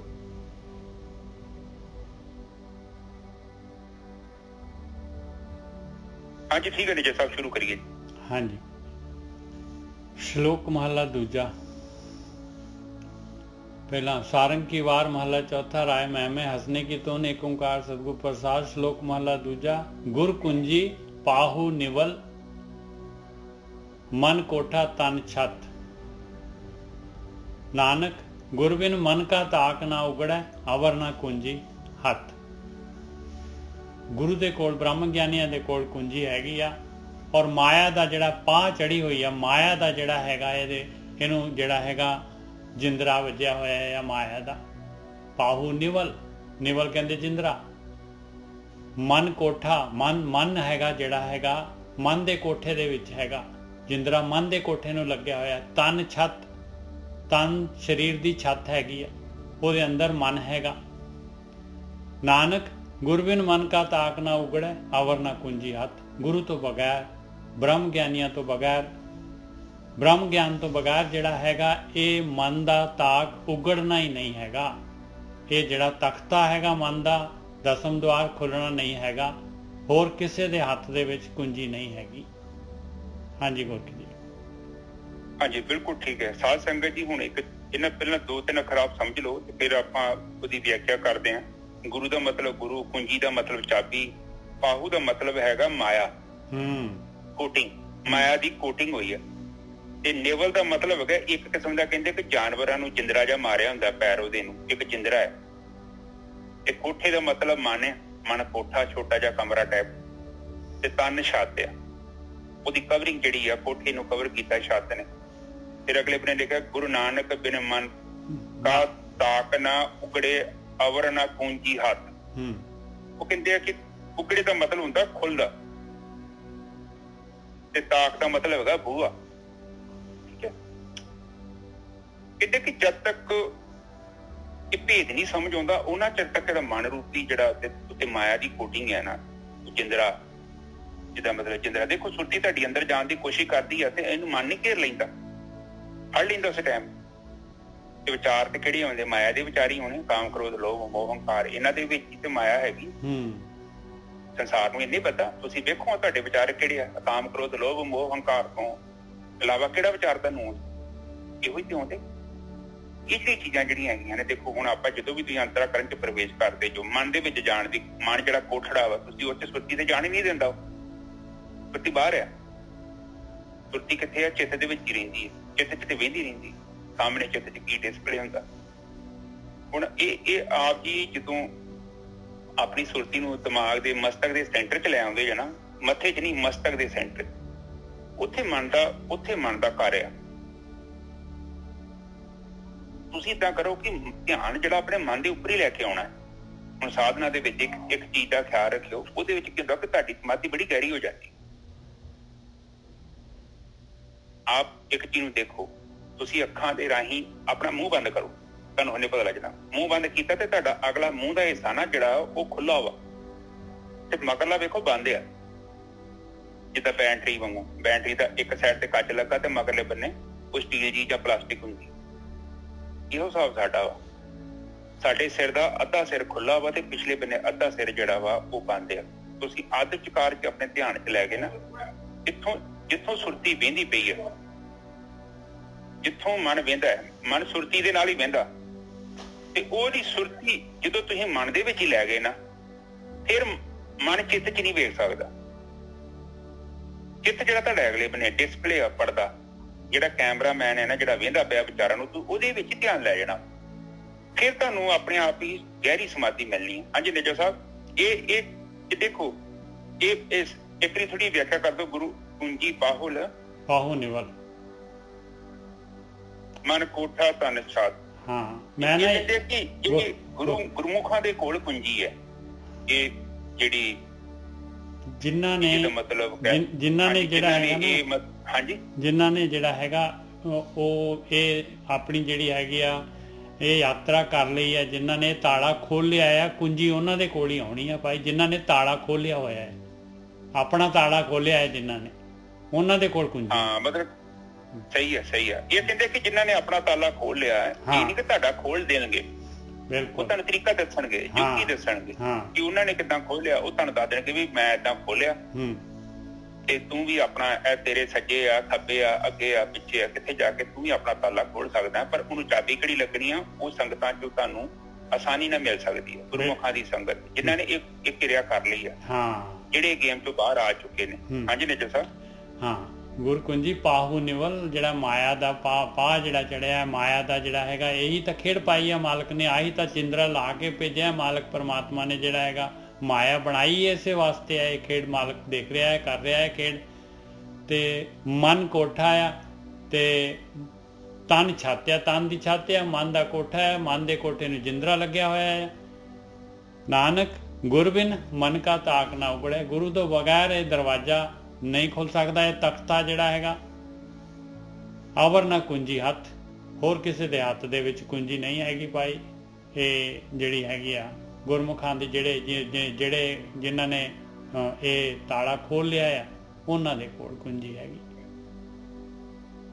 ਹਾਂਜੀ ਬਿਲਕੁਲ ਠੀਕ ਹੈ। ਇਹ ਸਾਧ ਸੰਗਤ ਜੀ ਇਹੋ ਬਾਣੀ ਸਮਝਾ ਰਹੀ ਆ ਕਿ ਮਨ ਦੇ ਉੱਪਰ ਜਿਹੜੀ ਮਾਇਆ ਦਾ ਰੂਪੀ ਇੱਕ ਤਾਲਾ ਵੱਜਾ ਆ, ਉਹ ਹੁਣ ਜਦੋਂ ਵੀ ਆਪਾਂ ਮਨ ਦੇ ਵਿੱਚ ਜਾਣ ਦੀ ਕੋਸ਼ਿਸ਼ ਕਰਦੇ ਹਾਂ ਤਾਂ ਤੁਸੀਂ ਵੇਖ ਲਓ ਵਿਚਾਰ ਥੋੜੀ ਜਾਣ ਦਿੰਦੇ ਤੁਹਾਨੂੰ। ਇਹ ਤਾਂ ਜਿਹਦਾ ਮਤਲਬ ਕੋਈ ਚੀਜ਼ ਤੈਨੂੰ ਰੋਕ ਰਹੀ ਹੈ ਤਾਂ ਹੀ ਹੋਈਆਂ। ਜੇ ਸਾਡਾ ਕੰਟਰੋਲ ਹੋਵੇ ਤੇ ਅਸੀਂ ਨਿਰਵਿਚਾਰ ਹੋ ਜਾਈਏ। ਬਿਲਕੁਲ। ਪਰ ਅਸੀਂ ਜਦੋਂ ਵੀ ਆਪਣੇ ਅੰਦਰ ਜਾਂਦੇ ਆ ਤੇ ਉੱਥੇ ਤੇ ਜਿੰਦਰਾ ਵੱਜਾ ਹੋਇਆ ਵਿਚਾਰਾਂ ਦਾ, ਉਹ ਜਾਣ ਥੋੜੀ ਦਿੰਦਾ ਅੰਦਰ, ਉਹ ਫਿਰ ਰੋਕ ਲੈਂਦਾ। ਉਹ ਕਹਿੰਦਾ ਚਰਨਜੀਤ ਕਿੱਧਰ ਚੱਲਿਆ, ਇੱਧਰ ਆ, ਤੁਸੀਂ ਇੱਕ ਨੂੰ ਛੱਡਦੇ ਫਿਰ ਦੂਜਾ ਆ ਜਾਂਦਾ, ਤੁਸੀਂ ਦੂਜੇ ਨੂੰ ਛੱਡਦੇ ਫਿਰ ਤੀਜਾ ਆ ਜਾਂਦਾ। ਉਹਤੇ ਲਗਾਤਾਰ ਸੰਖਲਾ ਹੈ, ਲਗਾਤਾਰ ਇੱਕ ਕਿਰਿਆ ਚੱਲ ਰਹੀ ਹੈ। ਔਰ ਇਹ ਅੱਜ ਦੀ ਥੋੜੀ ਚੱਲ ਰਹੀ ਹੈ, ਇਹ ਤੇ ਬੜੇ ਟਾਈਮ ਦੀ ਚੱਲ ਰਹੀ ਹੈ, ਲੌਂਗ ਟਾਈਮ। ਕਿਉਂਕਿ ਇਹ ਤੇ ਪ੍ਰਕਿਰਤੀ ਨੇ ਇਸੇ ਤਰੀਕੇ ਨਾਲ ਬੱਧਾ ਵਾ ਸੁਰਤੀ ਨੂੰ, ਓਦਾਂ ਤੇ ਬਾਹਰ ਰਹਿ ਹੀ ਨਹੀਂ ਸਕਦੀ। ਹੁਣ ਮਨ ਜਿਹੜਾ ਮਨ ਚਾਹ ਕੇ ਵੀ ਉਹ ਚੀਜ਼ ਤੋਂ ਮੁਕਤ ਨਹੀਂ ਹੋ ਪਾ ਰਿਹਾ, ਕਿਉਂਕਿ ਮਨ ਤੇ ਘਰੋਂ ਆ ਗਿਆ ਬਾਹਰ। ਜਿੱਦਾਂ ਛੋਟਾ ਜਿਹਾ ਬੱਚਾ ਤੇ ਗੁੰਮਰਾਹ ਹੋ ਗਿਆ ਮੇਲੇ ਚ ਆ ਕੇ, ਤੇ ਮੇਲੇ ਨੂੰ ਹੀ ਸੱਚ ਸਮਝ ਲਿਆ ਉਹਨੇ, ਉਧਰ ਹੀ ਤੇ ਖਿਲਾਉਣਾ ਹੀ ਉਹ ਆ ਜੀਵਨ। ਉਹ ਇੱਕ ਦੁਕਾਨ ਤੋਂ ਛੱਡਦਾ, ਦੂਜੀ ਤੇ ਤੁਰ ਜਾਂਦਾ, ਦੂਜੀ ਤੇ ਛੱਡਦਾ, ਤੀਜੀ ਤੇ ਚੱਲ ਜਾਂਦਾ। ਨਿਜਰ ਸਭ ਦੁਕਾਨਾਂ ਤੇ ਬੱਚੇ ਕਿਤੇ ਰੱਜ ਤੇ ਥੋੜੀ ਆ। ਬਿਲਕੁਲ ਠੀਕ ਹੈ ਜੀ, ਬਿਲਕੁਲ ਠੀਕ ਹੈ। ਇਹੋ ਹੀ ਬੱਚਾ ਜਿਹੜਾ ਹੈਗਾ, ਇਹ ਬੱਚਾ ਇਹ ਸਮਝ ਲਓ ਕਿ ਹੁਣ ਆਪਣੀ ਦੁਕਾਨਾਂ ਹੀ ਹੈਗੀਆਂ। ਤੁਸੀਂ ਵੇਖੋ, ਇਹਨੂੰ ਇੱਕ ਚੀਜ਼ ਲਿਆ ਕੇ ਦੋ, ਨਹੀਂ ਮਿਲੇ ਤੇ ਇਹਨੇ ਰੋਣਾ ਵਾ, ਮਿਲ ਗਈ ਤੇ ਉਹ ਵੱਡੀ ਗੱਲ ਨਹੀਂ ਹੈਗੀ ਇਹਦੇ ਲਈ। ਠੀਕ ਹੈ ਨਿਜਰ ਸਾਹਿਬ? ਬਿਲਕੁਲ। ਇਹ ਨਹੀਂ ਕਿ ਬੜਾ ਖੁਸ਼ ਹੈ ਕਿ ਮਿਲ ਗਈ, ਹਾਂ ਨਹੀਂ ਮਿਲੀ ਤੇ ਫਿਰ ਨਹੀਂ ਭੁੱਲਦਾ ਤੇ ਇਹਨੇ ਆਖਰ ਤੱਕ ਉਹ ਚੀਜ਼ ਨੂੰ ਯਾਦ ਕਰਨਾ ਕਿ ਹਾਂ ਨਾ, ਜਾਂ ਉਹ ਚੀਜ਼ ਮਿਲੀ ਕਿਉਂ ਨਹੀਂ, ਕਿਉਂਕਿ ਮੈਂ ਮੰਗੀ ਤੇ ਸੀ, ਫਿਰ ਨਹੀਂ ਮਿਲੀ ਤੇ ਫਿਰ ਕੀ ਕਰੂਗਾ, ਸੁਪਨੇ ਦੇ ਵਿੱਚ ਉਹ ਚੀਜ਼ ਨੂੰ ਉਹਦੇ ਨਾਲ ਭੋਗੂਗਾ ਕਿ ਮਨ ਏਦਾਂ ਦਾ ਜੀ। ਹਾਂਜੀ ਨਿਜਰ ਸਾਹਿਬ ਅੱਗੇ ਚਲੀਏ। ਹਾਂਜੀ, ਸ਼ੁਰੂ ਦੇ ਵਿੱਚ ਜਿਹੜਾ ਹੈ ਨਾ, ਜੇ ਆਪਾਂ ਦੇਖੋ, ਜੇ 15 ਮਿੰਟ ਅੱਧਾ ਘੰਟਾ ਬੈਠੇ ਆ, ਜੇ ਉਹਦੇ ਵਿੱਚ ਨਾ 5 ਸਕਿੰਟ ਜਿਹੜਾ ਹੈਗਾ, ਜੇ ਤੁਹਾਡੀ 2 ਸਕਿੰਟ ਵਾਸਤੇ ਵੀ ਜਿਹੜਾ ਹੈਗਾ ਤੁਹਾਡੀ ਨਿਰਵਿਚਾਰ ਹੋਵੇ ਨਾ ਤੁਸੀਂ, ਤੇ ਉਹਦੇ ਨਾਲ ਹੀ ਤੁਹਾਨੂੰ ਮਸਤੀ ਛਾਣ ਲੱਗ ਜਾਣੀ ਹੈ। ਉਹਦੇ ਨਾਲ ਹੀ ਤੁਹਾਨੂੰ ਜਿਹੜੀ ਹੈਗੀ ਇੱਛਾ ਬਾਰ-ਬਾਰ ਕਰਨ ਦੀ ਇੱਛਾ ਪੈਦਾ ਹੋ ਜਾਣੀ ਹੈ। ਥੋੜਾ ਜਿਹਾ ਵੀ ਇਹ ਸ਼ੁਰੂ ਦੇ ਵਿੱਚ ਜਿਹੜਾ ਹੈਗਾ ਆਪਾਂ ਨੇ ਜਿਹੜਾ ਹੈਗਾ ਉਹ ਨਹੀਂ, ਇਹਦੇ ਤੋਂ ਜਿਹੜਾ ਹੈਗਾ ਕਰੀ ਜਾਣਾ ਹੈ। ਬਸ ਸਮਰਪਿਤ ਹੋ ਕੇ, ਸਮਰਪਣ ਦੀ ਭਾਵਨਾ ਦੇ ਨਾਲ ਪਰਮਾਤਮਾ ਦੇ ਅੱਗੇ ਜਿਹੜੀ ਹੈਗੀ ਅਰਦਾਸ, ਪਰਮਾਤਮਾ ਦੇ ਅੱਗੇ ਨਤਮਸਤਕ ਹੋ ਕੇ ਔਰ ਸ਼ਬਦ ਦਾ ਸਹਾਰਾ ਲੈ ਲੈਣਾ ਹੈ। ਜਿਹੜਾ ਆਪਾਂ ਵਾਹਿਗੁਰੂ ਵਾਹਿਗੁਰੂ ਬੋਲਦੇ ਹਾਂ, ਇਹਦੇ ਨਾਲ ਜਿਹੜਾ ਹੈਗਾ ਵਿਚਾਰ ਬਹੁਤ ਜਲਦੀ ਜਿਹੜੇ ਹੈਗੇ ਬਾਹਰੀ ਮਾਇਆ ਦੇ ਵਿਚਾਰ ਰੁਕ ਜਾਂਦੇ ਆ। ਹਾਂਜੀ ਵੀਰ, ਅਗਲਾ। ਹਾਂ ਬਿਲਕੁਲ ਠੀਕ ਹੈ ਜੀ। ਹਾਂਜੀ ਅੱਗੇ ਚਲੋ ਤੁਸੀਂ। ਹੁਣ ਮਹੱਲਾ ਪਹਿਲਾ। ਹੁਣ ਇਹਦੇ ਵਿੱਚ ਮਹਾਰਾਜ ਦੱਸ ਰਹੇ ਪਾਏ ਆਪਾਂ ਕੀ ਕਰ ਰਹੇ ਹਾਂ, ਔਰ ਜਿਹੜਾ ਹੈਗਾ ਸਾਰਾ ਕਰਮ ਕਾਂਡ ਜਿਹੜਾ ਹੈਗਾ ਮਹਾਰਾਜ ਜੀ ਤੇ ਪਹਿਲੀ ਪਾਤਸ਼ਾਹੀ ਦੇਖ ਲਓ, ਆਪਾਂ ਜਿਹੜੇ ਹੈ ਪਹਿਲੀ ਪਾਤਸ਼ਾਹੀ ਕਹਿ ਰਹੀ ਆ, ਔਰ ਉਹਨਾਂ ਦੇ ਹੀ ਹੁਕਮ ਆਪਾਂ ਮੰਨਦੇ ਨਹੀਂ ਆ। ਔਰ ਇਹਨਾਂ ਦੇ ਨਾਲ ਹੀ ਜਿਹੜਾ ਹੈਗਾ ਜਿਵੇਂ ਜਿਹੜਾ ਹੈਗਾ ਭੇਡ ਚਾਲ ਚੱਲ ਰਹੀ ਆ, ਉਵੇਂ ਦੇ ਰਹੇ ਆਪਾਂ ਚੱਲੀ ਜਾ ਰਹੇ। ਨਾ ਭੀਜੈ ਰਾਗੀ ਨਾਦੀ ਵੇਦ। ਮਹਲਾ ਪਹਿਲਾ, ਨਾ ਭੀਜੇ ਰਾਗੀ ਨਾਦੀ ਵੇਦ। ਲਓ ਦੇਖ ਲਓ ਹੁਣ ਤਿੰਨੋਂ ਚੀਜ਼ਾਂ ਕੱਟਤੀਆਂ ਮਹਾਰਾਜ ਨੇ ਪਹਿਲੀ ਲਾਈਨ ਦੇ ਵਿੱਚ ਹੀ। ਕਹਿੰਦੇ ਕੋਈ ਵੀ ਰਾਗ ਲਿਆ, ਜਿਹੇ ਜਿਹਾ ਮਰਜੀ ਗਵਈਆ ਲੈ ਕੇ ਆ ਜਾ, ਰਾਗ ਨੂੰ ਗਾਉਣ ਵਾਲਾ, ਜਿਹੇ ਜਿਹਾ ਮਰਜੀ ਕੀਰਤਨੀਆ ਲਿਆ, ਜਿਹੇ ਜਿਹਾ ਮਰਜੀ ਮਿਊਜ਼ੀਸ਼ੀਅਨ ਲਿਆ, ਨਾਦ ਵਜਾਉਣ ਵਾਲਾ, ਜਿਹੇ ਜਿਹਾ ਮਰਜੀ ਲਿਆ, ਦੁਨੀਆ ਦੇ ਸਾਰੇ ਵਧੀਆ ਤੋਂ ਵਧੀਆ ਚੱਕ ਕੇ ਲਿਆ, ਤੂੰ ਤਾਨਸੇਨ ਵਰਗਾ ਲਿਆ। ਵੇਦ ਜਿਹੜਾ ਹੈਗਾ ਗਿਆਨ, ਕਹਿੰਦੇ ਗਿਆਨ ਨੂੰ ਜਿੰਨਾ ਮਰਜੀ ਗਿਆਨ ਘੋਟ ਲਾ, ਜਿੰਨੇ ਮਰਜੀ ਅਰਥ ਕਰ ਲਾ, ਜਿੰਨੇ ਮਰਜੀ ਗ੍ਰੰਥ ਪੜ੍ਹ ਲਾ, ਪੜ੍ਹਨ ਦੇ ਨਾਲ ਨਹੀਂ ਮਾਲਕ ਪਰਮਾਤਮਾ ਨੇ ਭਿੱਜਣਾ, ਇਹ ਤਾਕ ਨਹੀਂ ਖੁੱਲਣਾ। ਨਾ ਭੀਜੇ ਰਾਗੀ ਨਾਦੀ ਵੇਦ, ਨਾ ਭੀਜੇ ਸੁਰਤੀ ਗਿਆਨੀ ਜੋਗ। ਕਹਿੰਦੇ ਜਿੰਨੀ ਸੁਰਤ ਦੇ ਨਾਲ ਜਿਹੜਾ ਹੈਗਾ, ਆਪਣੀ ਚਤੁਰਾਈ ਦੇ ਨਾਲ ਜਿਹੜਾ ਹੈਗਾ, ਗਿਆਨ ਦੇ ਨਾਲ ਜਿਹੜਾ ਹੈਗਾ, ਕੋਈ ਗਿਆਨੀ ਲਿਆ ਕੰਸਲਟ, ਗਿਆਨ ਦੇ ਨਾਲ ਜਿੰਨਾ ਮਰਜੀ ਕੰਸਲਟ ਕਰ, ਜੋਗੀ ਲਿਆ, ਜੋਗ ਬਣ ਜਾ, ਜੋਗ ਜਿਹੀ ਜੀ ਮਰਜੀ ਜੋਗ ਸਾਧਨਾ ਕਰ ਲਾ। ਨਾ ਭੀਜੇ ਸੋਗੀ ਕੀਤੇ ਰੋਜ਼। ਕਹਿੰਦੇ ਸੋਗ ਕਰ ਲਾ, ਜਿੰਨਾ ਮਰਜੀ ਉਦਾਸ ਹੋ ਜਾ, ਜਿੰਨਾ ਮਰਜੀ ਉਦਾਸ ਹੋ ਕੇ ਜਿਹੜਾ ਹੈਗਾ, ਜਿਹੇ ਜਿਹਾ ਮਰਜੀ ਜੈਨੀਆਂ ਵਾਂਗੂ ਜਿਹੜਾ ਹੈਗਾ ਉਦਾਸ ਹੋ ਜਾ, ਮੂੰਹ ਤੇ ਛਿਕਲੀ ਬੰਨ ਲਾ, ਲੋਕਾਂ ਦੀ ਝੂਠ ਖਾਣੀ ਸ਼ੁਰੂ ਕਰ ਦੇ। ਨਾ ਭੀਜੈ ਰੂਪੀ ਮਾਲੀ ਰੰਗ। ਉਹ ਮਾਲਕ ਪਰਮਾਤਮਾ ਜਿਹੇ ਜਿਹੇ ਰੂਪ ਦੇ ਨਾਲ ਨਹੀਂ ਭੇਜਦਾ, ਮਾਲ ਧਨ ਦੌਲਤ ਦੇ ਨਾਲ ਨਹੀਂ ਭੇਜਦਾ। ਜਿੰਨੀ ਮਰਜੀ ਭੇਟਾ ਕਰਦੇ ਲਿਜਾ ਕੇ, ਰਾਜਾ ਬਣ ਜਾ, ਪੂਰਾ ਰਾਜ ਦੇ ਦੇ ਆਪਣਾ। ਜਿਹੇ ਜੇ ਮਰਜੀ ਰੰਗ ਤਮਾਸ਼ੇ ਕਰ ਲਾ, ਜਿਹੇ ਜੇ ਮਰਜੀ ਭੇਖ ਧਾਰਨ ਕਰ ਲਾ, ਜਿਹੇ ਜੇ ਮਰਜੀ ਕੱਪੜੇ ਪਾ ਲਾ, ਜਿਹੇ ਜੇ ਮਰਜੀ ਰੂਪ ਬਣਾ ਲਾ, ਉਹ ਮਾਲਕ ਨਹੀਂ, ਉਹ ਮਾਲਕ ਪਰਮਾਤਮਾ ਉਹ ਨਹੀਂ ਭੇਜਦਾ, ਉਹ ਤਾਲਾ ਨਹੀਂ ਖੁੱਲਣਾ। ਨਾ ਭੀਜੈ ਤੀਰਥ ਭਵੀਏ ਨੰਗ। ਜਿਹੜੇ ਮਰਜੀ ਤੀਰਥਾਂ ਤੇ ਚਲੇ ਜਾ, ਭਾਵੇਂ ਉੱਥੇ ਜਾ ਕੇ ਜ਼ਮੀਨ ਲੈ ਲਾ, ਉੱਥੇ ਜਾ ਕੇ ਘਰ ਬਣਾ ਲਾ, ਉੱਥੇ ਜਾ ਕੇ ਰਹਿਣਾ ਸ਼ੁਰੂ ਕਰ ਦੇ। ਨਾ ਭੀਜੈ ਤੀਰਥ ਭਵੀਏ ਨੰਗ। ਔਰ ਨੰਗੇ ਹੋ ਕੇ ਨੰਗੇ ਪੈਰੀ ਚਲੇ ਜਾ ਪਾਏ। ਕਈ ਜਿਹੜੇ ਹੈਗੇ ਨੰਗੇ ਪੈਰੀ ਯਾਤਰਾ ਕਰਦੇ ਆ, ਨੰਗੇ ਪੈਰੀ ਹਜੂਰ ਸਾਹਿਬ ਦੀ ਯਾਤਰਾ ਕਈ ਵਾਰੀ ਕੀ ਕਰਦੇ, ਕਈ ਵਾਰੀ ਹਰ ਸਾਲ ਕਈ ਜਿਹੜੇ ਹੈਗੇ ਗੰਗਾ ਜਾਂਦੇ, ਕਿਤੇ ਕਿਤੇ ਜਾਂਦੇ ਆ।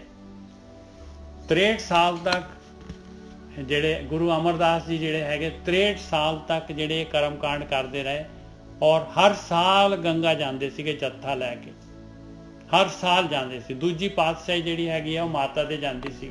ਦੂਜੀ ਪਾਤਸ਼ਾਹੀ 63 ਖੱਤਰੀਆਂ ਦੇ ਜਿਹੜੇ ਬਹੁਤ ਅਮੀਰ ਘਰਾਣੇ ਚੋਂ ਸੀਗੇ, ਘੋੜੇ ਤੇ ਜਿਹੜੇ ਜੱਥੇ ਦੇ ਜੱਥੇਦਾਰ ਸੀਗੇ। ਔਰ ਜਦੋਂ ਉਹ ਕਰਤਾਰਪੁਰ ਜਿਹੜੇ ਹੈਗੇ ਜੱਥਾ ਲੈ ਕੇ ਜਾ ਰਹੇ ਸੀਗੇ, ਤੇ ਉੱਥੇ ਕਰਤਾਰਪੁਰ ਤੋਂ ਗੁਜ਼ਰੇ, ਤੇ ਉੱਥੇ ਜਿਹੜੇ ਹੈਗੇ ਸੁਣਿਆ ਸੀਗਾ ਨਾਨਕ ਤਪੀਆ ਕੋਈ ਰਹਿੰਦਾ ਹੈ, ਤੇ ਕਹਿੰਦੇ ਜੱਥੇ ਨੂੰ ਰੋਕਤਾ, ਕਹਿੰਦੇ ਫਿਰ ਜਿਹੜਾ ਮੈਂ ਇੱਥੇ ਮਿਲਣਾ ਹੈ ਕਿਸੇ ਨੂੰ, ਤੇ ਆ ਗਏ। ਤੇ ਆ ਕੇ ਜਿਹੜਾ ਹੈਗਾ ਗੁਰੂ ਨਾਨਕ ਸਾਹਿਬ ਨਾਲ ਚਰਚਾ ਹੋਈ, ਤੇ ਉਹ ਨਾਮ ਦਾ ਧਿਆਨ ਦਾ ਜਿਹੜਾ ਧਿਆਨ ਸਿਮਰਨ ਦੀ ਗੱਲ ਪਤਾ ਲੱਗੀ, ਤੇ ਜਾ ਕੇ ਜੱਥੇ ਨੂੰ ਕਹਿੰਦੇ ਤੁਸੀਂ ਚੱਲੋ, ਹੁਣ ਮੈਂ ਨਹੀਂ ਆਉਂਦਾ, ਮੈਂ ਇੱਥੇ ਰਹਿਣਾ। ਨਾ ਭੀਜੈ ਤੀਰਥ ਭਵੀਏ ਨੰਗ, ਨਾ ਭੀਜੈ ਦਾਤੀ ਕੀਜੈ ਪੁੰਨ। ਕਹਿੰਦੇ ਜਿੰਨੀਆਂ ਮਰਜੀ ਜਿਹੜੀਆਂ ਹੈਗਾ ਦਾਤਾਂ ਦੇ ਲਾ, ਦਾਤਾ ਬਣ ਜਾ, ਜਿਹੇ ਜਿੰਨੇ ਮਰਜੀ ਪੁੰਨ ਕਰ ਲਾ ਤੂੰ। ਪਾਪ ਤਾਂ ਵੱਖਰੀ, ਪਾਪ ਦੇ ਨਾਲ ਤਾਂ ਗਤੀ ਦੂਸਰੇ ਪਾਸੇ ਹੋ ਜਾਣੀ ਹੈ। ਕਹਿੰਦੇ ਜਿੰਨੀਆਂ ਮਰਜੀ ਜਿਹੜੀਆਂ ਹੈਗੀਆਂ ਤੂੰ ਦਾਤਾਂ ਦੇ ਲਾ, ਜਿੰਨੇ ਮਰਜੀ ਪੁੰਨ ਕਰ ਲਾ। ਨਾ ਭੀਜੇ ਬਾਹਰ ਬੈਠਿਆਂ ਸੁਣ। ਜੇ ਮਰਜੀ ਜਿੱਥੇ ਮਰਜੀ ਜਾ ਕੇ ਹਿਮਾਲਯ ਦੇ ਵਿੱਚ, ਬਰਫ਼ ਦੇ ਵਿੱਚ, ਕਿਤੇ ਕੰਦਰਾ ਦੇ ਵਿੱਚ, ਗੁਫਾ ਦੇ ਵਿੱਚ ਬੈਠ ਜਾ, ਬਾਹਰ ਜਿਹੜਾ ਧਿਆਨ ਲਗਾ ਲਾ, ਪਰ ਅੰਦਰ ਜਿਹੜਾ ਹੈਗਾ ਜਿਹੜਾ ਧਿਆਨ ਸਿਮਰਨ ਨਹੀਂ ਕਰਨਾ। ਕਹਿੰਦੇ ਬਾਹਰ ਜਿਹੇ ਜਿਹਾ ਮਰਜੀ ਬੈਠ। ਸੁਣ ਦਾ ਮਤਲਬ ਨਾ ਬੋਲਣਾ, ਕਿਸੇ ਦੇ ਨਾਲ ਗੱਲਬਾਤ ਹੀ ਨਹੀਂ ਕਰਨੀ, ਬੈਠੇ ਜੀ ਮੌਨ ਧਾਰ ਲਿਆ ਇਹਨਾਂ ਨੇ। ਨਾ ਭੀਜੈ ਭੇੜ ਮਰੇ ਭੇੜ ਸੂਰ। ਕਹਿੰਦੇ ਲੜਾਈ ਦੇ ਵਿੱਚ ਭੇੜ ਮਤਲਬ ਭਿੜ ਕੇ ਮਰ ਜਾ। ਯੁੱਧ ਦੇ ਵਿੱਚ ਯੋਧਿਆਂ ਦੀ ਤਰ੍ਹਾਂ ਸਾਹਮਣੇ ਜਿਹੜੇ ਛਾਤੀ ਤੇ ਜਿਹੜਾ ਹੈਗਾ ਵਾਰ ਖਾ। ਨਾ ਭੀਜੇ ਕੇਤੇ ਹੋਵੇਂ ਧੂੜ। ਕਿੰਨੇ ਜਿਹੜੇ ਹੈਗੇ ਧੂੜ ਹੋ ਜਾ, ਮਿੱਟੀ ਦੇ ਵਿੱਚ ਰੁਲ ਜਾ, ਕਿਹੋ ਜਿਹਾ ਮਰਜੀ ਜਿਹੜਾ ਹੈਗਾ ਆਪਣੇ ਆਪ ਨੂੰ ਨੀਵਾਂ ਕਰ ਲਾ। ਹੁਣ ਆਖਰੀ ਲਾਈਨ ਦੇ ਵਿੱਚ ਮਹਾਰਾਜ ਜਿਹੜੇ ਹੈਗੇ ਗਿਆਨ ਦੇ ਰਹੇ ਆ, ਲੇਖਾ ਲਿਖੀਏ ਮਨ ਕੈ ਭਾਏ, ਨਾਨਕ ਭੀਜੈ ਸਾਚੇ ਨਾਏ। ਕਹਿੰਦੇ ਮਨ ਲਗਾਉਣਾ ਪੈਣਾ ਹੈ। ਮਨ ਜਿਹੜਾ ਹੈਗਾ, ਮਨ ਸੁਰਤ ਜਿਹੜੀ ਆ ਮਨ ਦੇ ਵਿੱਚ, ਮਨ ਨੂੰ ਨਾਲ ਲੈਣਾ ਪੈਣਾ ਹੈ। ਮਨ ਦੇ ਅੰਦਰ ਜਿਹੜਾ ਉਹ ਤਾਕ ਖੋਲ੍ਹਣਾ ਪੈਣਾ ਹੈ। ਲੇਖਾ ਲਿਖੀਏ, ਆਹ ਲੇਖ ਲਿਖਣਾ ਪੈਣਾ ਆ, ਆਹ ਕਿਰਿਆ ਕਰਨੀ ਪੈਣੀ ਆ ਧਿਆਨ ਸਿਮਰਨ ਵਾਲੀ। ਨਾਨਕ ਭੀਜੈ ਸਾਚੇ ਨਾਏ, ਉਹ ਸੱਚੇ ਨਾਮ ਦੇ ਦੁਆਰਾ ਉਹ ਮਾਲਕ ਪਰਮਾਤਮਾ ਭੇਜਦਾ ਆ, ਤਾਂ ਇਹ ਜਿਹੜਾ ਹੈਗਾ ਤਾਕ ਖੁੱਲਦਾ ਹੈ ਭਾਈ। ਔਰ ਇਹ ਤਾਕ ਜਿਹੜਾ ਹੈਗਾ ਆਪਣੇ ਵਿਚਾਰਾਂ ਦਾ ਹੀ ਹੈਗਾ। ਇਹ ਵਿਚਾਰ ਹੀ ਜਿਹੜੇ ਹੈਗੇ ਬੰਦ ਕਰਨੇ ਆਪਾਂ ਨੇ। ਇਹੀ ਮਾਇਆ ਦੀ, ਮਾਇਆ ਵਿਚਾਰਾਂ ਦੇ ਨਾਲ ਹੀ ਪੈਦਾ ਹੁੰਦੀ ਹੈ। ਵਿਚਾਰ ਹੀ, ਵਿਚਾਰਾਂ ਤੋਂ ਹੀ ਸਾਰੀ ਖੇਡ ਜਿਹੜੀ ਹੈਗੀ ਵਿਚਾਰਾਂ ਦੀ ਹੈਗੀ। ਹਾਂਜੀ ਗੁਰਕੀ ਸਾਹਿਬ।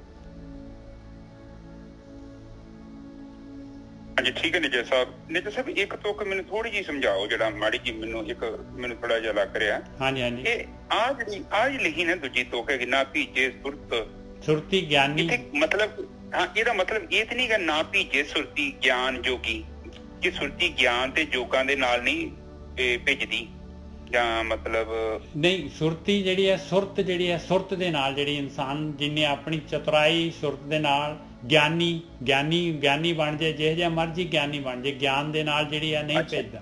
ਤੇ ਜੋਗ ਜਿਹੜਾ ਯੋਗ ਸਾਧਨਾ ਦੇ ਨਾਲ ਨਹੀਂ ਭੇਜਦਾ ਉਹ। ਅੱਛਾ ਠੀਕ ਹੈ, ਚਲੋ ਠੀਕ ਹੈ। ਹਾਂ ਚਲੋ ਆ ਉੱਪਰਲੀ ਤੁਕ ਬੋਲੋ, ਨਾ ਭੀਜੇ ਰਾਗ ਨਾਦ ਭੇਦ। ਹੁਣ ਤਿੰਨ ਗੱਲਾਂ ਬੋਲੀਆਂ ਨੇ। ਕਹਿੰਦੇ ਜਿੰਨੀਆਂ ਮਰਜੀ ਹੇਕਾਂ ਲਓ। ਮਸਕੀਨ ਸਾਹਿਬ ਜੀ ਕਹਿੰਦੇ ਹੁੰਦੇ ਸੀ ਇੱਕ ਵਾਰੀ, ਮੈਂ ਕਥਾ ਸੁਣੀ ਇਹਨਾਂ ਦੀ, ਕਹਿੰਦੇ ਕਿ ਪਰਮਾਤਮਾ ਨੂੰ ਹੇਕਾਂ ਲਾ ਕੇ ਪਰਮਾਤਮਾ ਨੇ ਖੁਸ਼ ਹੋਣਾ। ਲੋਕੀ ਲਾਉਂਦੇ ਆ ਕਿ ਬੜਾ ਸੁਰੀਲਾ ਬੰਦਾ ਹੈ, ਸੁਰੀਲਾ ਗਾਉਂਦਾ ਹੈ। ਉਹ ਹਾਂ ਇੱਕ ਸਧਾਰਨ ਬੰਦਿਆਂ ਨੂੰ ਜ਼ਰੂਰ ਪ੍ਰਭਾਵਿਤ ਕਰ ਸਕਦਾ ਹੈ, ਪਰ ਪਰਮਾਤਮਾ ਨੂੰ ਤਾਂ ਪਤਾ ਹੈ ਨਾ ਕਿ ਉਹਦੇ ਸੁਰੀਲੇਪਨ ਚ ਕੀ ਗੜਬੜ ਹੈ। ਜ਼ਰੂਰੀ ਹੈ ਕਿ ਬੰਦਾ ਸੁਰੀਲਾ ਹੋਣ ਦੇ ਨਾਲ ਹੀ ਬੰਦਾ ਪਵਿੱਤਰ ਹੈ। ਉਹ ਬੰਦੇ ਦੀ ਮਨ ਦੀ ਅਵਸਥਾ ਕੀ ਹੈ, ਉਹ ਬਾਣੀ ਦੀ ਗੱਲ ਕਰ ਰਹੇ ਨੇ ਕਿ ਅੰਦਰ ਦੀ ਤੁਹਾਡੀ ਅਵਸਥਾ ਕੀ ਹੈ। ਤੈਨੂੰ ਰਾਗਾਂ ਦਾ ਗਿਆਨ ਆ, ਤੈਨੂੰ ਨਾਦਾਂ ਦਾ ਵਜਾਉਣ ਦਾ ਪਤਾ ਹੈ, ਤੈਨੂੰ ਬੜੇ ਸੋਹਣੇ ਨਾਦ ਵਜਾਉਣੇ ਆਉਂਦੇ ਨੇ, ਜਾਂ ਤੈਨੂੰ ਵੇਦਾਂ ਦਾ ਗਿਆਨ ਆ। ਇਹਨਾਂ ਚੀਜ਼ਾਂ ਦੇ ਨਾਲ ਪਰਮਾਤਮਾ ਪ੍ਰਸੰਨ ਨਹੀਂ ਹੁੰਦਾ, ਕਿਉਂਕਿ ਉਹ ਤੇਰੇ ਮਨ ਦੀ ਕਹਿੰਦਾ ਕਿ ਤੇਰੇ ਮਨ ਚ ਕੀ ਹੈ।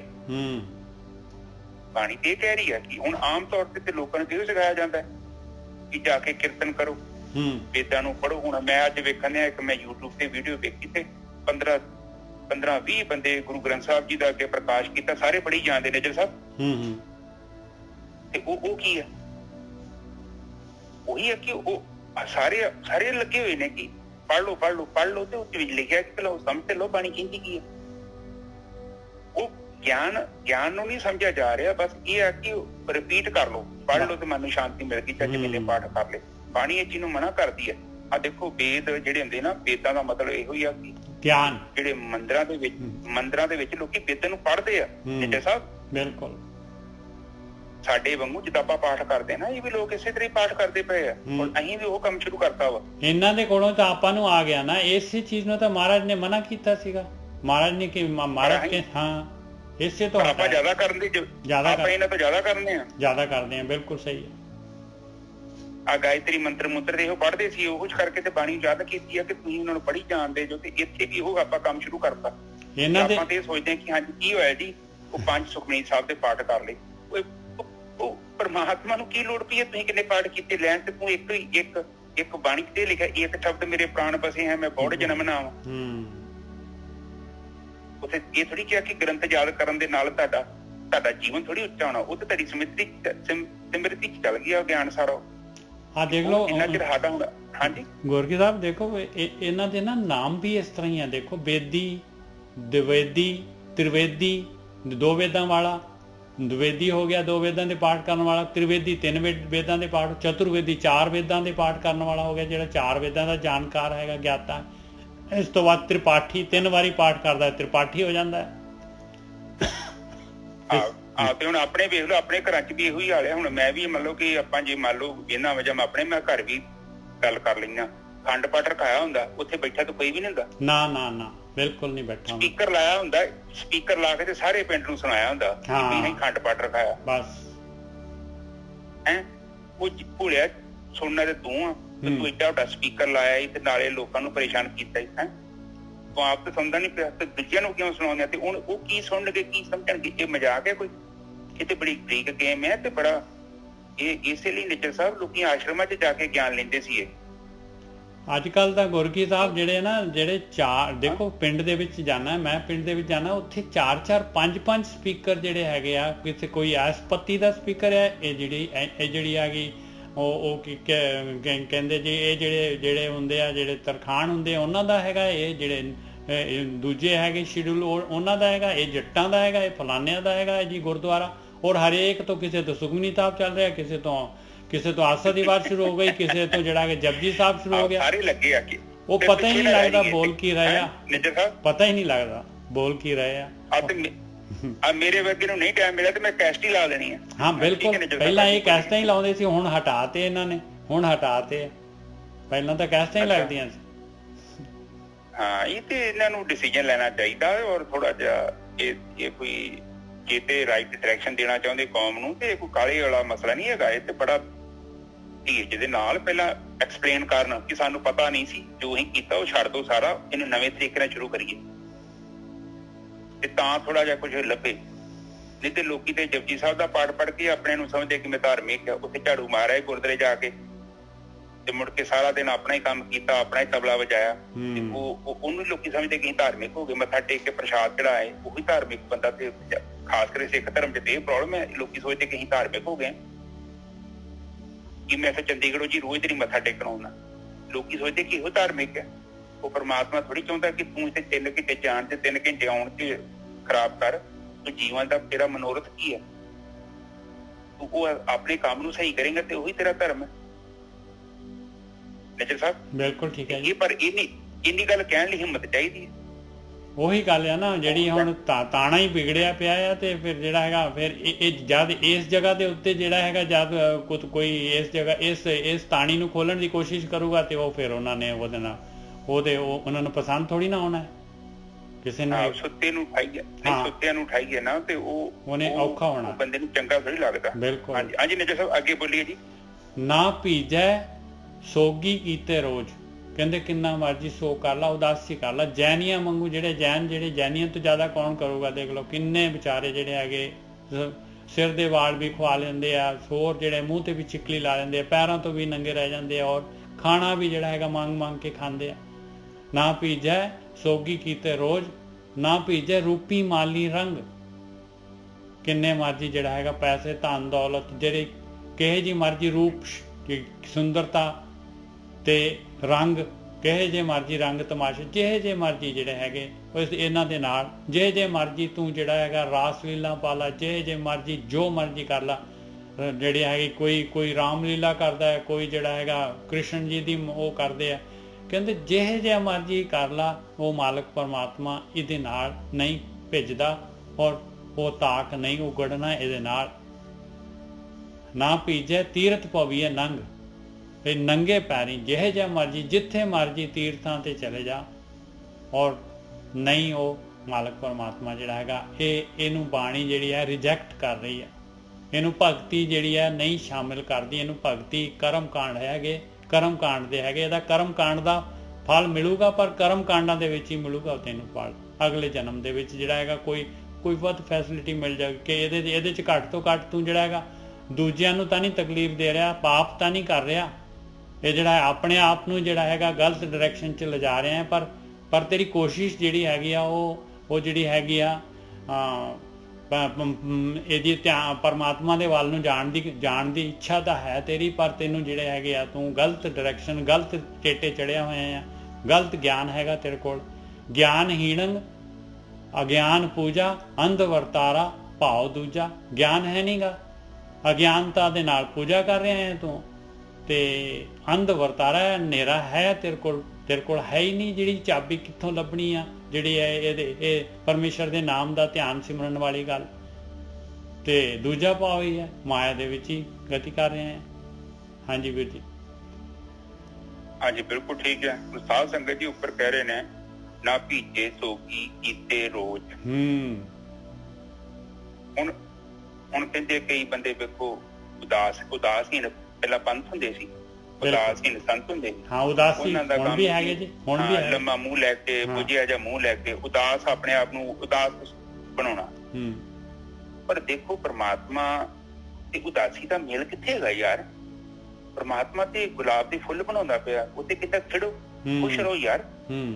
ਉਹ ਥੋੜੀ ਜੇ ਪ੍ਰਮਾਤਮਾ ਲੰਮੇ ਮੂੰਹ ਨੂੰ ਪਸੰਦ ਕਰੇ ਤੇ ਉਹਨੂੰ ਫਿਰ ਫੁੱਲ ਬਣਾਉਣ ਦੀ ਲੋੜ ਪਈ ਸੀ। ਤੁਸੀਂ ਦੇਖੋ ਪ੍ਰਕਿਰਤੀ ਦੇ ਕਿੰਨੀ ਕਿਸਮ ਦੇ ਫੁੱਲ ਬਣਾਏ ਨੇ, ਔਰ ਇਹਨਾਂ ਨੇ ਕਿੰਨੇ ਕਿੰਨੇ ਕਿਸਮ ਦੇ ਉਹਨੇ ਕੁਦਰਤ ਨੇ ਉਹਨੂੰ ਸਜਾਇਆ, ਔਰ ਰੰਗ ਨੇ ਕਿੰਨੇ ਕਲਰ ਨੇ। ਔਰ ਫਿਰ ਨਹੀਂ ਤੇ ਇੱਕੋ ਹੀ ਫੁੱਲ ਬਣਾ ਦੇਣਾ ਸੀ ਰੱਬ ਨੇ, ਚਲੋ ਨਿਬੇੜੋ ਪਰੇ ਕੰਮ, ਫੁੱਲ ਹੀ ਬਣਾਉਣਾ, ਇੱਕ ਬਣਾ ਦੋ ਸਾਰੇ ਫੁੱਲ ਇੱਕੋ ਵਰਗੇ, ਇਹ ਧਰਤੀ ਬੜੀ ਬਦਸੂਰਤ ਲੱਗਣੀ ਸੀ। ਪਰ ਇੱਥੇ ਜਿਹੜਾ ਉਹ ਸਮਝਾਇਆ ਵਾ, ਤੁਸੀਂ ਕਈ ਬੰਦੇ ਉਹੋ ਜਿਹੇ ਕੱਪੜੇ ਪਾ ਲੈਂਦੇ ਨੇ, ਆਪਣੇ ਆਪ ਨੂੰ ਕਹਿੰਦੇ ਜੀ ਅਸੀਂ ਸੰਸਾਰ ਤੋਂ ਉਪਰਾਮ ਹੋ ਗਏ, ਅਸੀਂ ਉਦਾਸੀਨ ਸੰਤ ਹਾਂ। ਇਹ ਗੁਰੂ ਜੀ ਉਹ ਚੀਜ਼ ਨੇ ਸਮਝਾ ਰਹੇ ਨੇ ਕਿ ਏਦਾਂ ਪ੍ਰਮਾਤਮਾ ਦਾ ਕੋਈ ਕਨੈਕਸ਼ਨ ਨਹੀਂ ਹੈਗਾ। ਤੇ ਕੀਤੇ ਰੋਜ਼, ਰੋਜ਼ ਦਾ ਮਤਲਬ ਕੀ ਹੈ? ਰੋਜ਼ ਹੈ ਕਿ ਰੋਜ਼ੇ? ਰੋਜ਼ ਮਤਲਬ ਲਗਾਤਾਰ ਸੁਣਨ ਦੇ ਵਿੱਚ ਰਹੋ, ਇਹ ਕਰਮ ਰੋਜ਼ ਹੀ ਕਰਦੇ ਰਹੋ, ਆਪਣਾ ਰੂਟੀਨ ਬਣਾ ਲਓ। ਹਾਂ, ਕਰਮਕਾਂਡੀ ਹੋ ਗਿਆ, ਠੀਕ ਹੈ। ਨਾ ਭੀਜੇ ਰੂਪ ਮਾਲੀ ਰੰਗ, ਰੂਪੀ ਮਾਲੀ, ਹਾਂਜੀ ਰੂਪੀ ਮਾਲੀ, ਮਤਲਬ ਦਿਖਾਵੇਬਾਜ਼ੀ ਕਰਦੇ ਨੇ, ਮਤਲਬ ਧਾਰਮਿਕ ਫੰਕਸ਼ਨ ਵੀ ਏਦਾਂ ਬਣਾ ਦਿੰਦੇ ਨੇ ਜਿੱਦਾਂ ਪਾਰਟੀ ਹੁੰਦੀ ਹੈ। ਕਹ ਲਓ ਕਿ ਕੁਛ ਵੀ ਕੰਮ ਜਿਹੜੀ ਕਿਰਿਆ ਹੈਗੀ ਆ ਦਿਖਾਵੇਬਾਜ਼ੀ ਚ ਕਰ ਰਹੇ ਨੇ, ਤੇ ਉਸ ਇਹਨਾਂ ਚੀਜ਼ਾਂ ਦਾ ਵੀ ਪ੍ਰਮਾਤਮਾ ਨੂੰ ਕੀ ਲੈਣਾ ਦੇਣਾ ਹੈ। ਹਾਂ, ਇਹ ਆਮ ਭੀੜ ਨੂੰ ਤੁਸੀਂ ਅਟਰੈਕਟ ਕਰ ਸਕਦੇ ਜੋ ਕਿ ਇੱਥੇ ਵੀ ਵੇਖੋ ਕਿੱਡੀ ਵਧੀਆ ਪਾਰਟੀ, ਕਿੱਡਾ ਵਧੀਆ ਅਸੀਂ ਇੱਥੇ ਅਰੇਂਜਮੈਂਟ ਕੀਤਾ, ਕਿੰਨੀ ਡੈਕੋਰੇਸ਼ਨ ਕੀਤੀ, ਜੇ ਉਹ ਐਰਾ ਵਗੈਰਾ ਕਲੀਨ ਵਿਛਾਏ ਹੋਏ ਨੇ। ਆਪਣੇ ਵੀ ਗੋਰਖੀ ਸਾਹਿਬ ਇਹੀ ਕੁਛ ਹੁੰਦਾ ਹੈ। ਬਿਲਕੁਲ, ਦੇਖ ਲਓ ਜਦ ਗੁਰਪੁਰਬ ਹੁੰਦੇ ਆ ਤੇ ਇਹੀ ਕੁਛ ਹੁੰਦਾ ਹੈ। ਬਾਕੀ ਇੱਧਰ ਜਿਹੜਾ ਕੈਨੇਡਾ ਦੇ ਵਿੱਚ ਦੇਖ ਲਓ, ਜਿਹੜਾ ਸਾਰਾ ਜਿਹੜਾ ਹੈਗਾ ਪਤਾ ਨਹੀਂ ਕਿੰਨਾ ਕੁ ਲੰਬਾ ਜਿਹੜਾ ਹੈਗਾ ਉਹ ਜਾਂਦਾ ਹੈ, ਜਲੂਸ ਜਾਂਦਾ ਹੈ। ਉਹਦੇ ਵਿੱਚ ਜਿਹੜੇ ਹੈਗੇ ਆ ਜਗ੍ਹਾ ਜਗ੍ਹਾ ਤੇ ਸਟਾਲਾਂ ਲਾਈਆਂ ਹੁੰਦੀਆਂ ਆ, ਫ੍ਰੀ ਜਿਹੜਾ ਹੈਗਾ ਖਾਈ ਜਾਓ, ਪਰ ਪਤਾ ਨਹੀਂ ਕਿੰਨਾ ਕੁ ਜਿਹੜਾ ਹੈਗਾ ਇੱਕ ਮਿੰਟ ਬਾਅਦ ਜਿਹੜਾ ਬੰਦੇ ਨੂੰ ਜਾਂ ਕਿੱਥੇ ਬਾੜਦਾ ਹੈ। ਕੋਈ ਉਹਨਾਂ ਨੇ, ਕਿਉਂਕਿ ਆਪਣੀ ਪਬਲਿਸਿਟੀ ਕਰਨੀ ਹੈ, ਹਰੇਕ ਦੁਕਾਨ ਨੇ ਆਪਣੇ ਬੋਰਡ ਲਾਏ ਹੁੰਦੇ ਆ, ਫਲਾਣੇ ਵੱਲੋਂ ਆ ਟਿਮਕੇ ਬਈ ਵੀ ਸਾਡੀ ਘੱਟ ਤੋਂ ਘੱਟ ਪਬਲਿਸਿਟੀ ਹੋਏਗੀ, ਲੋਕੀ ਸਾਡੀ ਦੁਕਾਨ ਤੋਂ ਖਰੀਦਦਾਰੀ ਕਰਨਗੇ। ਇਹ ਸਾਰਾ ਕੁਛ ਇਸ ਤਰ੍ਹਾਂ ਚੱਲਦਾ ਆਪਣੇ। ਨੇਜਰ ਸਾਹਿਬ ਗੱਲ ਤੇ ਉਹੀ ਹੈ ਨਾ ਕਿ ਬਾਣੀ ਤੇ ਉਹ ਕਹਿੰਦੀ ਆ ਕਿ ਬਈ ਤੂੰ ਕਿਹੜੇ ਤਰੀਕੇ ਨਾਲ ਚੀਜ਼ ਚਲਾਉਂਦੇ ਆ, ਪ੍ਰਮਾਤਮਾ ਤੋਂ ਲੁਕੀ ਨਹੀਂ ਚੀਜ਼ ਤੇਰੀ। ਤੇ ਉਹ ਮੈਂ ਤੇ ਕਹਿਣਾ ਨਹੀਂ ਚਾਹੁੰਦਾ, ਚਲ ਤੁਸੀਂ ਕਹਿਤਾ ਨਗਰ ਕੀਰਤਨ ਦਾ ਨਾਂ ਲੈ ਦਿੱਤਾ, ਤੇ ਇੱਥੇ ਤੇ ਇਹੋ ਕੁਛ ਹੀ ਹੈ। ਬਿਲਕੁਲ, ਹਾਂ, ਉਹ ਬਾਣੀ ਉਹ ਚੀਜ਼ ਦੀ ਮਨਾ ਕਰ ਰਹੀ ਹੈ ਸਾਧ ਸੰਗਤ ਜੀ। ਮੈਂ ਕਹਿਣਾ ਤਾਂ ਨਹੀਂ ਚਾਹੁੰਦਾ ਸਾਂ, ਪਰ ਉਹ ਬਾਣੀ ਨੇ ਕਹਿਤਾ, ਹੁਣ ਉਹਨੂੰ ਤਾਂ ਦੱਸਣਾ ਹੀ ਪੈਣਾ ਕਿ ਜਿਹੜੇ ਆਪਾਂ ਸ਼ੁਕਲਮਾਲੇ ਕਰ ਰਹੇ ਹਾਂ ਨਾ, ਇਹ ਵੀ ਪ੍ਰਮਾਤਮਾ ਨੂੰ ਖੁਸ਼ ਨਹੀਂ ਕਰਦੇ। ਪ੍ਰਮਾਤਮਾ ਦੇ ਚਾਹੁੰਦੇ ਨਹੀਂ ਕਿ ਇਹੋ ਜਿਹਾ ਤੁਸੀਂ ਫੋਕਟ ਕੰਮ ਕਰੋ, ਤੇ ਨਾ ਹੀ ਪ੍ਰਮਾਤਮਾ ਦੇ ਮਿਲਣ ਦੇ ਵਿੱਚ ਇਹ ਚੀਜ਼ਾਂ ਸਾਡੀ ਕੋਈ ਮਦਦ ਕਰ ਸਕਦੀਆਂ। ਠੀਕ ਹੈ ਨੇਜਰ ਸਾਹਿਬ, ਅੱਗੇ ਲਿਖਿਆ ਨਾ ਭੀਜੇ ਤੀਰਥ, ਹਾਂਜੀ ਬੋਲੋ। ਤੀਰਥ ਭਵੀਏ ਨੰਗ, ਕਹਿੰਦੇ ਤੀਰਥਾਂ ਦੇ ਉੱਤੇ ਜਿਹੜੇ ਹੈਗੇ ਨੰਗੇ ਹੋ ਕੇ ਘੁੰਮਦਾ ਰਹੇ, ਨਾ ਕੱਪੜੇ ਪਾ, ਜਿਹੜਾ ਹੈਗਾ ਲੰਗੋਟੀ ਬੰਨ ਕੇ ਘੁੰਮ ਲਾ, ਪੈਰਾਂ 'ਚ ਜੁੱਤੀ ਨਾ ਪਾ, ਜਿੰਨੇ ਮਰਜੀ ਤੀਰਥਾਂ ਤੇ ਜਾ ਲਾ, ਉੱਥੇ ਤੀਰਥਾਂ ਦੇ ਉੱਤੇ ਵਾਸਾ ਕਰ ਲਾ, ਨਹੀਂ ਪਾਏ ਮਾਲਕ ਪਰਮਾਤਮਾ। ਇਸ ਤਰੀਕੇ ਦੇ ਨਾਲ ਜਿਹੜਾ ਹੈਗਾ ਇਹ ਜਿਹੜੀ ਹੈ ਲਿਵ ਵਾਲੀ ਯਾਤਰਾ ਨਹੀਂ ਹੁੰਦੀ ਇਸ ਤਰੀਕੇ ਦੇ ਨਾਲ। ਬਿਲਕੁਲ ਠੀਕ ਹੈ। ਹੁਣ ਇਹਦੇ ਵਿੱਚ ਵੇਖੋ ਸਾਧ ਸੰਗਤ ਜੀ, ਭਾਵੇਂ ਤੁਸੀਂ ਕੱਪੜੇ ਪਾ ਕੇ ਚੱਲ ਜਾਓ ਤੇ ਭਾਵੇਂ ਤੁਸੀਂ ਕੱਪੜੇ ਲਾ ਕੇ ਲੰਘ ਚੱਲ ਜਾਓ, ਜੀਵਨ 'ਚ ਤੁਹਾਡੇ ਕੋਈ ਬਦਲਾਅ ਨਹੀਂ ਹੋਣਾ। ਮੈਂ ਤੁਹਾਨੂੰ ਐਸੇ ਬੰਦੇ ਮਿਲਾ ਦੂੰਗਾ, ਦਰਬਾਰ ਸਾਹਿਬ 8-9 ਘੰਟੇ ਰਹਿ ਕੇ ਆਉਂਦੇ ਆ, ਉਹਨਾਂ ਦਾ ਜੀਵਨ ਵੇਖੋ, ਘਰ ਜਾ ਕੇ ਤੁਹਾਨੂੰ 1 ਮਿੰਟ 'ਚ ਪਤਾ ਲੱਗ ਜਾਊ ਬੰਦਾ ਕਿੱਥੇ ਬੈਠਾ। ਉਲਟਾ ਔਗਣ ਵਧੇ ਹੋਣਗੇ, ਘਟੇ ਨਹੀਂ ਹੋਣਗੇ। ਕਿਉਂ ਮੈਂ ਜਾਣੀ ਆ, ਮੈਂ 30 ਸਾਲ ਤੋਂ ਜੀ ਸੇਵਾ ਕਰ ਰਿਹਾ, ਮੈਂ ਤੇ ਮੈਂ 30 ਸਾਲ ਤੋਂ ਲੰਗਰ ਦੀ ਸੇਵਾ ਕਰਦਾ। ਉਹ ਬਾਣੀ ਮਨਾ ਕਰ ਰਹੀ ਹੈ। ਇਹ ਵੀ ਇੱਕ ਚੀਜ਼ ਜਿਹੜੀ ਹੈ ਇੱਕ ਲੈਵਲ ਤੇ ਆ ਕੇ ਤੁਹਾਨੂੰ ਬੰਧਨ ਦੇ ਵਿੱਚ ਬੰਨ੍ਹ ਦਿੰਦੀ ਹੈ, ਔਰ ਇੱਕ ਨਹੀਂ ਬੜੇ ਲੋਕ ਬੱਝੇ ਹੋਏ ਨੇ ਇਸੇ ਚੱਕਰਾਂ 'ਚ। ਨੇਜਰ ਸਾਹਿਬ ਬਿਲਕੁਲ ਠੀਕ ਹੈ ਜੀ। ਭਾਵੇਂ ਤੁਸੀਂ ਨੰਗੇ ਹੋ ਕੇ ਚੱਲ ਜਾਓ ਤੇ ਭਾਵੇਂ ਤੁਸੀਂ ਕੱਪੜੇ ਪਾ ਕੇ ਚੱਲ ਜਾਓ, ਕਿਉਂਕਿ ਕਈ ਲੋਕ ਨੰਗੇ ਹੋ ਕੇ ਵੀ ਜਾਂਦੇ ਆ, ਔਰ ਕਈ ਲੋਕ ਵੇਖੋ ਨੰਗੇ ਪੈਰੀ ਤੁਰੇ ਜਾਂਦੇ ਗੁਰਦੁਆਰੇ। ਮੈਂ ਤੇ ਕਹਿੰਦਾ ਭਰਾ ਜੁੱਤੀ ਪਾਲਾ, ਐਵੇਂ ਪੈਰ ਨੂੰ ਕੁਛ ਕਿੱਲ ਵੱਜ ਜੇ, ਕੱਚ ਵੱਜ ਜੇ, ਮੁੜ ਕੇ ਵੀ ਤੇ ਪੱਟੀ ਕਰਾਉਣੀ ਆ। ਕਿਉਂਕਿ ਉਹ ਪ੍ਰਮਾਤਮਾ ਬੜਾ ਖੁਸ਼ ਹੋਊਗਾ ਤੇਰੇ ਪੈਰ ਨੂੰ ਕੋਈ ਕਿੱਲ ਵੱਜ ਜੇ, ਬਾਬੇ ਸ਼ਹੀਦੀ ਮੱਥਾ ਟੇਕਣ ਆਉਂਦੇ ਨੇ। ਠੀਕ ਹੈ ਨੇਜਰ ਸਾਹਿਬ, ਹਾਂਜੀ, ਖੁਸ਼ ਤੇ ਨਹੀਂ ਹੋਣਾ ਨੇ ਨਾ, ਬਿਲਕੁਲ ਨਹੀਂ। ਤੁਸੀਂ ਉਹਦੇ ਪੈਰਾਂ ਤੁਹਾਡੇ ਬੀਟੇ ਵੱਜ ਰਹੇ ਨੇ, ਔਰ ਤੁਹਾਡੀ ਇੰਨੀ ਸ਼ਰਧਾ ਵਾ, ਤੁਸੀਂ ਤੁਰੇ ਜਾਂਦੇ ਜੇ ਮੂੰਹ ਚੁੱਕ ਕੇ। ਉਹ ਪ੍ਰਮਾਤਮਾ ਨਹੀਂ ਖੁਸ਼ ਹੋਏਗਾ, ਉਹ ਤੇ ਕਹੂਗਾ ਕਿ ਤੈਨੂੰ ਇੱਡਾ ਵਧੀਆ ਸਰੀਰ ਦਿੱਤਾ, ਤੂੰ ਬੇਕਦਰਾ ਇਹਨੂੰ ਵੇਸਟ ਖਰਾਬ ਕਰ ਰਹੇ। ਤੇ ਇਹ ਚੀਜ਼ ਹੈਗੀ ਆ, ਤੇ ਬਾਣੀ ਆਪਾਂ ਨੂੰ ਇਹੋ ਸਮਝਾ ਰਹੀ ਹੈ ਜੀ। ਹਾਂਜੀ ਨੇਜਰ ਸਾਹਿਬ, ਅੱਗੇ ਲਿਖੀਏ ਨਾ ਭੀਜੇ ਬਾਹਰ ਬੈਠੇ ਸੁਣ। ਹਾਂ, ਨਹੀਂ ਨਾ ਭੀਜੇ ਦਾਤੀ ਕੀਜੇ ਪੁੰਨ। ਨਾ ਕੀ ਭੀਜੇ ਦਾਤੀ ਕੀਜੇ ਪੁੰਨ, ਕਿੰਨੇ ਮਰਜੀ ਵੱਡਾ ਤੇ ਵੱਡਾ ਦਾਤਾ ਬਣ ਜਾ, ਤੂੰ ਰਾਜਾ ਬਣ ਜਾ, ਸਾਰਾ ਦਾਨ ਦੇ ਦੇ, ਸਾਰਾ ਕੁਝ ਦੇ ਦੇ, ਆਪਣਾ ਦਾਨ ਸਾਰਾ ਪੁੰਨ ਕਰ ਲੈ, ਜਿੰਨੇ ਮਰਜੀ ਪੁੰਨ ਕਰ ਲਾ ਤੂੰ ਭਾਈ, ਜਿੰਨੇ ਮਰਜੀ ਪੁੰਨ ਕਰ ਲਾ, ਦੁਨੀਆ ਦੇ ਜਿੰਨੇ ਵੀ ਪੁੰਨ ਆ ਸਾਰੇ ਕਰ ਲਾ, ਤਾਂ ਵੀ ਨਹੀਂ ਭੇਜਦਾ ਉਹ ਮਾਲਕ ਪਰਮਾਤਮਾ। ਹਾਂ, ਉਹ ਕਹਿੰਦੇ ਕਿ ਜਿਹੜਾ ਤੂੰ ਦਿਖਾਵੇ ਲਈ ਤੂੰ ਦਾਨ ਪੁੰਨ ਕਰਦਾ ਪਿਆ ਨਾ, ਇਹਦੇ ਨਾਲ ਵੀ ਪਰਮਾਤਮਾ ਨੇ ਪ੍ਰਸੰਨ ਨਹੀਂ ਹੋਣਾ। ਤੂੰ ਦਾਨ ਕਰ ਲਾ ਜਾਂ ਪੁੰਨ ਕਰ ਲਾ, ਤੇਰੀ ਨਜ਼ਰ 'ਚ ਪੁੰਨ ਹੈਗੇ ਆ, ਪਰ ਤੇਰਾ ਮਨ ਹੀ ਨਹੀਂ ਉੱਥੇ ਹੈਗਾ। ਤੂੰ ਕੀ ਤਾਂ ਕਿਹੜੇ ਤਰੀਕੇ ਨਾਲ ਕਰ ਰਿਹਾ? ਤੂੰ ਹਉਮੈ ਦੇ ਰੂਪ 'ਚ ਨਹੀਂ ਕਿਤੇ ਕਰ ਰਿਹਾ ਦਾਨ ਪੁੰਨ, ਤੇ ਲੋਕੀ ਹਉਮੈ ਦੇ ਵਿੱਚ ਹੀ ਕਰਦੇ ਆ ਦਾਨ ਪੁੰਨ। ਬਿਲਕੁਲ, ਕਿਉਂਕਿ ਜਿਹੜਾ ਬੰਦੇ ਕੋ ਮਿਹਨਤ ਕਰਕੇ ਪੈਸੇ ਕਮਾਉਣੇ ਨੇਚਰ ਸਾਹਿਬ, ਫਿਰ ਕੋਈ ਇੰਨੇ ਪੈਸੇ ਹੋਣੇ ਨਹੀਂ ਦਾਨ ਪੁੰਨ ਕਰਨ ਜੋਗੇ। ਔਰ ਕੋਈ ਲਿਮਟਿਡ ਜਿਹਾ ਪੈਸਾ ਹੋਊਗਾ, ਇੰਨਾ ਔਰ ਕੋ ਇੰਨਾ ਨਹੀਂ ਪੈਸਾ ਹੋਊਗਾ ਕਿ ਇੱਕ ਟਰੱਕ ਦੇਸੀ ਘਿਓ ਦਾ ਦਰਵਾਜ਼ਾ ਚੜਾਊਗਾ। ਹਾਂਜੀ ਨੇਚਰ ਸਾਹਿਬ, ਅੱਗੇ ਚਲੀਏ। ਨਾ ਭੀਜੈ ਬਾਹਰ ਬੈਠਿਆਂ ਸੁਣ, ਕਹਿੰਦੇ ਦੇਖ ਲਾ ਭਾਈ, ਜਿਸ ਤਰ੍ਹਾਂ ਮਰਜੀ ਜਾ ਕੇ ਜਿਹੜਾ ਹੈਗਾ ਕਿਤੇ ਮਰਜੀ ਭਾਵੇਂ ਅਟੰਕ ਜਾ ਕੇ ਬੈਠ ਜਾ ਸੁਣ ਦੇ ਵਿੱਚ, ਜਿੱਥੇ ਕੋਈ ਸ਼ੋਰ ਸ਼ਰਾਬਾ ਨਹੀਂ ਹੈਗਾ, ਤੇ ਨਾ ਬੋਲ ਕਿਸੇ ਦੇ ਨਾਲ। ਮੈਨੂੰ ਇਹ ਦੱਸ ਦੇ ਵੀ ਤੇਰਾ ਮਨ ਜਿਹੜਾ ਹੈਗਾ ਅੰਦਰ ਜਿਹੜਾ ਹੈਗਾ ਮਨ ਜਿਹੜਾ ਹੈਗਾ ਮਨ ਕਿਵੇਂ ਚੁੱਪ ਹੋ ਜਾਊਗਾ? ਉਹ ਇੰਨੇ ਵਿਚਾਰ ਆ ਰਹੇ ਆ, ਉਹ ਕਿਵੇਂ ਚੁੱਪ ਹੋ ਜਾਣਗੇ? ਹਾਂ ਨਿਜਰ ਸਾਹਿਬ, ਇਹ ਪਤਾ ਸਾਧ ਸੰਗਤ ਜੀ, ਇਹ ਅਸਲ ਦੇ ਵਿੱਚ ਨਾ ਇਹ ਮੌਨੀ ਲੋਕਾਂ ਨੂੰ ਕਿਹਾ ਗਿਆ। ਕਈ ਲੋਕ ਮੌਨ ਧਾਰ ਲੈਂਦੇ ਨੇ, ਤੇ ਉਹ ਕੋਈ 6 ਮਹੀਨੇ ਦਾ ਮੌਨ, ਕੋਈ 2 ਸਾਲ ਦਾ ਮੌਨ, ਏਦਾਂ ਮੌਨ ਧਰ ਕੇ ਵੀ ਲੋਕੀ ਸੋਚਦੇ ਕਿ ਸ਼ਾਇਦ ਰੱਬ ਖੁਸ਼ ਹੋ ਜੂ ਜਾਂ ਮਨ ਚੁੱਪ ਹੋ ਜੂ। ਬਾਣੀ 'ਚ ਲਿਖਿਆ ਵੀ ਇੱਕ ਜਗ੍ਹਾ ਚੁੱਪੇ ਚੁੱਪ ਨਾ ਹੋਵੇ। ਨਿਜਰ ਸਾਹਿਬ, ਚੁੱਪੇ ਚੁੱਪ ਨਾ ਹੋਵੇ, ਜੇ ਲਾਏ ਰਹਾ ਲਿਵ ਤਾਰ, ਜਿੰਨੀ ਮਰਜੀ ਲਿਵ ਲਗਾ, ਲਗਾਤਾਰ ਲਿਵ ਲਾ ਕੇ ਬੈਠਾ ਰਹਿ ਰਾਮ। ਹਾਂ, ਚੁੱਪ ਕੀਤੇ ਮਨ ਥੋੜੀ ਸਾਧ ਸੰਗਤ ਜੀ ਚੁੱਪ ਹੁੰਦਾ। ਉਹ ਤੇ ਜੁਗਤੀ ਤੁਹਾਨੂੰ ਦੱਸੀ ਜਿਹੜੀ, ਉੱਥੇ ਨਾਲ ਹੀ ਚੁੱਪ ਹੋਣਾ ਮਨ ਨੇ। ਹਾਂਜੀ ਨਜਰ ਸਾਹਿਬ, ਅੱਗੇ ਚੱਲੀਏ। ਨਾ ਭੀਜੇ ਭੇੜ ਮਰੇ ਭੇੜ ਸੂਰ, ਭੇੜ मतलब लड़ के, पेड़ का पहले पेड़ का मतलब है लड़ के, और मर भी जाए अपना शहीदी भी दे दें। ना भीजे पेड़ मरे भेड़ सूर, भेड़ के सूरमियां की तरह जिहड़ा हैगा युद्ध के मैदान दे विच जे लड़ के भी वीरता दिखा के सोचें भी मालक खुश हो जाऊगा, नहीं भाई ਉਹਦੇ ਨਾਲ भी नहीं खुश ਹੁੰਦਾ। ना भीजे, हाँ जी हाँ जी बोलो ना भीजे केते होवे धूड़, किन्ने जिहड़े हैगे ਧੂੜ ਹੋ ਜਾਂਦੇ ਆ, ਆਪਣੇ ਆਪ ਨੂੰ ਮਿਟਾ ਦਿੰਦੇ ਆ, ਕਹਿੰਦੇ ਇਹਦੇ ਨਾਲ ਵੀ ਕੁਛ ਨਹੀਂ ਹੋਣਾ ਭਾਈ, ਇਹਦੇ ਨਾਲ ਵੀ ਕੁਛ ਨਹੀਂ ਹੋਣਾ, ਜਿੰਨਾ ਮਰਜੀ ਚੋਂ ਨੀਵਾਂ ਹੋ ਜਾ। ਜਦ ਤੱਕ ਲੇਖਾ ਲਿਖੀਏ ਮਨ ਕੇ ਪਾਏ, ਨਾਨਕ ਭੀਜੇ ਸਾਚੇ ਨਾਏ। ਅਖੀਰ ਦੇ ਵਿੱਚ ਨਿਚੋੜ ਕੱਢਤਾ ਮਹਾਰਾਜ ਨੇ, ਉੱਪਰ ਸਾਰੀ ਰਿਜੈਕਸ਼ਨ ਆ, ਔਰ ਇੱਥੇ ਜਿਹੜਾ ਹੈਗਾ ਮਹਾਰਾਜ ਨੇ ਜਿਹੜਾ ਹੈਗਾ ਆ ਨੁਕਤਾ ਦੇ ਦਿੱਤਾ, ਨਿਚੋੜ ਦੇ ਦਿੱਤਾ ਵੀ ਮਾਲਕ ਪਰਮਾਤਮਾ ਕਿਵੇਂ ਖੁਸ਼ ਹੁੰਦਾ ਆ। ਮਨ ਦੇ ਵਿੱਚ ਜਿਹੜਾ ਹੈਗਾ ਧਿਆਨ ਸਿਮਰਨ ਦੇ ਨਾਲ, ਜਿਸ ਤਰ੍ਹਾਂ ਪਹਿਲਾਂ ਦੱਸਿਆ ਆ ਵੀ ਆਪਣੇ ਆਪ ਨੂੰ, ਆਪਣੇ ਵਿਚਾਰਾਂ ਨੂੰ, ਸੁਰਤ ਦੇ ਦੁਆਰਾ ਜਿਹੜਾ ਹੈਗਾ ਅੰਦਰ ਲੈ ਕੇ ਜਾਣਾ ਹੈ ਭਾਈ, ਉਹਦੇ ਨਾਲ ਜਿਹੜਾ ਹੈਗਾ ਉਹ ਮਨ ਦਾ ਤਾਕ ਉਗੜਨਾ ਹੈ। ਲੇਖਾ ਲਿਖੀਏ ਮਨ ਕੇ ਭਾਏ, ਨਾਨਕ ਭੀਜੈ ਸਾਚੇ ਨਾਏ।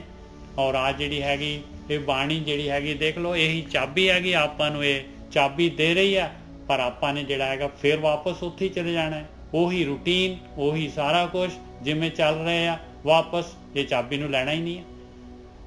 ਲੇਖਾ ਲਿਖੀਏ ਮਨ ਕੇ ਪਾਏ, ਨਾਨਕ ਭੀਜੇ ਸਾਚੇ ਨਾਏ।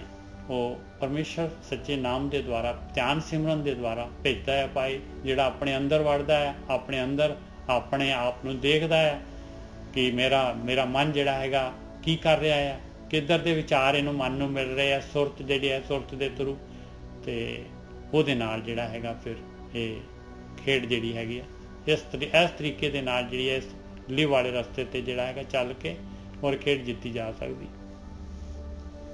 ਹਾਂਜੀ ਠੀਕ ਹੈ ਨਿਜਰ ਸਾਹਿਬ। ਹੁਣ ਕਹਿੰਦੇ ਆ ਕਿ ਉੱਤੇ ਲਿਖਿਆ ਨਾ ਭੀਜੇ ਭੇੜ ਹੋਵੇ ਧੂੜ, ਭੇੜ ਮਾਰੇ ਭੇੜ ਸੂਰ। ਹਾਂ ਠੀਕ ਹੈ।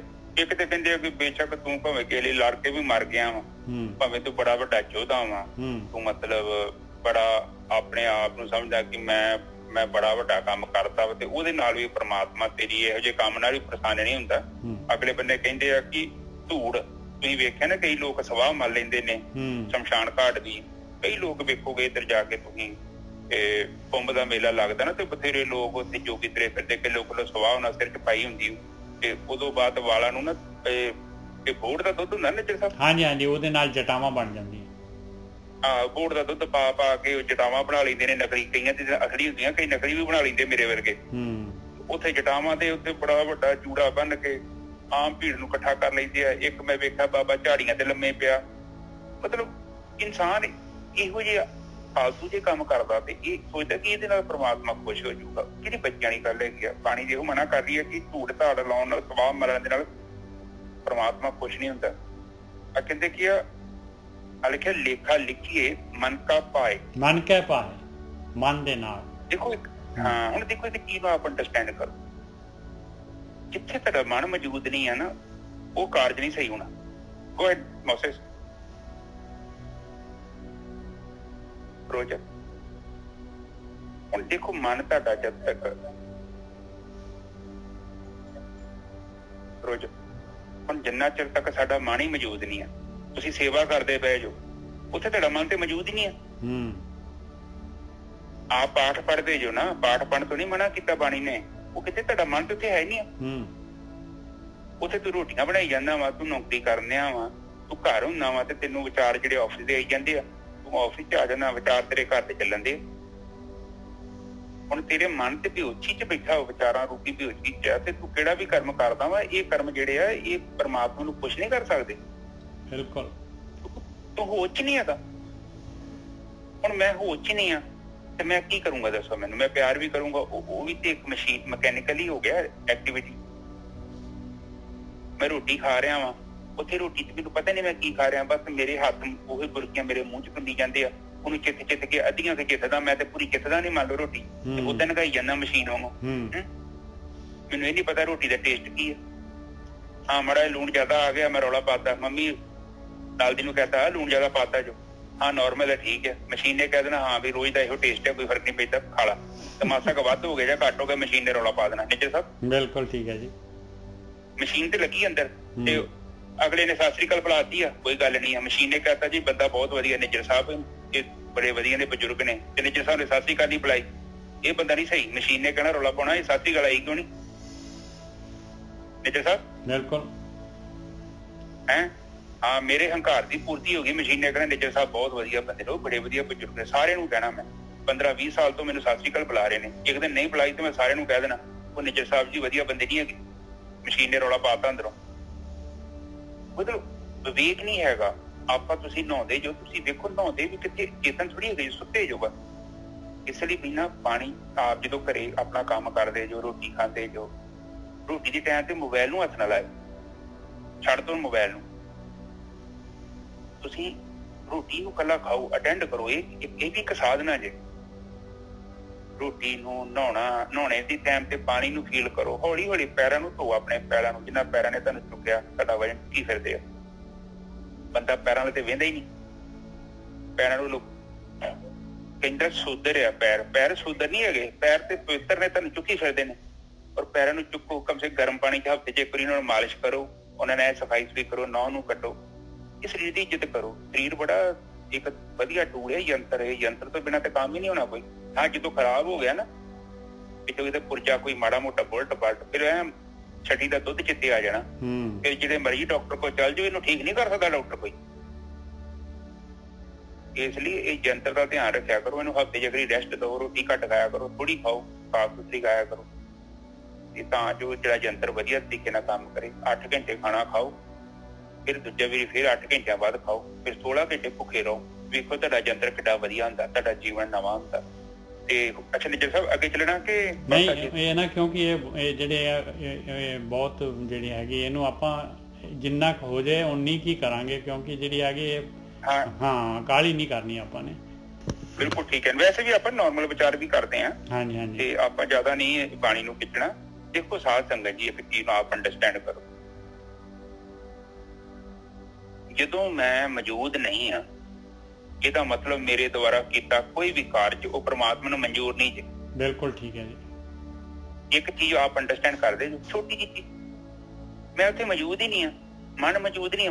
ਮਨ ਦੇ ਲਈ ਤਾਂ ਆਪਾਂ ਕੰਮ ਕਰਦੇ ਹਾਂ, ਮਨ ਤੇ ਉੱਥੇ ਹੈਗਾ ਹੀ ਨਹੀਂ। ਗੋਰਖੀ ਸਾਹਿਬ ਦੇਖੋ ਇਹਦੇ ਵਿੱਚ ਨਾ ਮਨ ਕਹਿ ਪਾਏ ਲਿਖਿਆ ਹੋਇਆ। ਲੇਖਾ ਜਿਹੜਾ ਲਿਖਣਾ ਆ, ਧਿਆਨ ਸਿਮਰਨ ਕਰਨਾ ਆ, ਪਾਏ ਦਾ ਮਤਲਬ ਹੁੰਦਾ ਭਾਵਨਾ, ਭਾਵਨਾ ਦੇ ਨਾਲ ਕਰਨਾ ਹੈ, ਮਨ ਦੀ ਭਾਵਨਾ ਦੇ ਨਾਲ। ਔਰ ਲੇਖਾ ਲਿਖਣਾ ਹੈ। ਲੇਖਾ ਲਿਖਣ ਦਾ ਮਤਲਬ ਹੈ ਡੇਲੀ ਕਰਨਾ ਹੈ ਔਰ ਲੇਖਾ ਲਿਖਿਆ ਜਾ ਰਿਹਾ ਹੈ। ਔਰ ਕਦੋਂ ਮਾਲਕ ਪਰਮਾਤਮਾ ਨੇ ਖੁਸ਼ ਹੋ ਕੇ ਉਹ ਤਾਕ ਖੋਲ ਦੇਣਾ ਹੈ ਉਹ ਆਪਾਂ ਨੂੰ ਨਹੀਂ ਪਤਾ। ਬਸ ਉਹ ਆਪਣਾ ਇਸ ਤਰ੍ਹਾਂ ਜਿਹੜਾ ਹੈਗਾ ਆਪਾਂ ਨੇ ਜਿਹੜਾ ਹੈਗਾ ਸਬਰ ਸੰਤੋਖ ਦੇ ਨਾਲ ਜਿਹੜਾ ਹੈਗਾ ਇਹ ਕੰਮ ਕਰਨਾ ਹੈ, ਤਾਂ ਉਹ ਭਿੱਜ ਜਾਂਦਾ ਹੈ ਮਾਲਕ ਪਰਮਾਤਮਾ ਸੱਚੇ ਨਾਮ ਦੇ ਦੁਆਰਾ, ਇਸੇ ਧਿਆਨ ਸਿਮਰਨ ਦੇ ਦੁਆਰਾ। ਹਾਂਜੀ ਗੁਰਕੀ ਜੀ।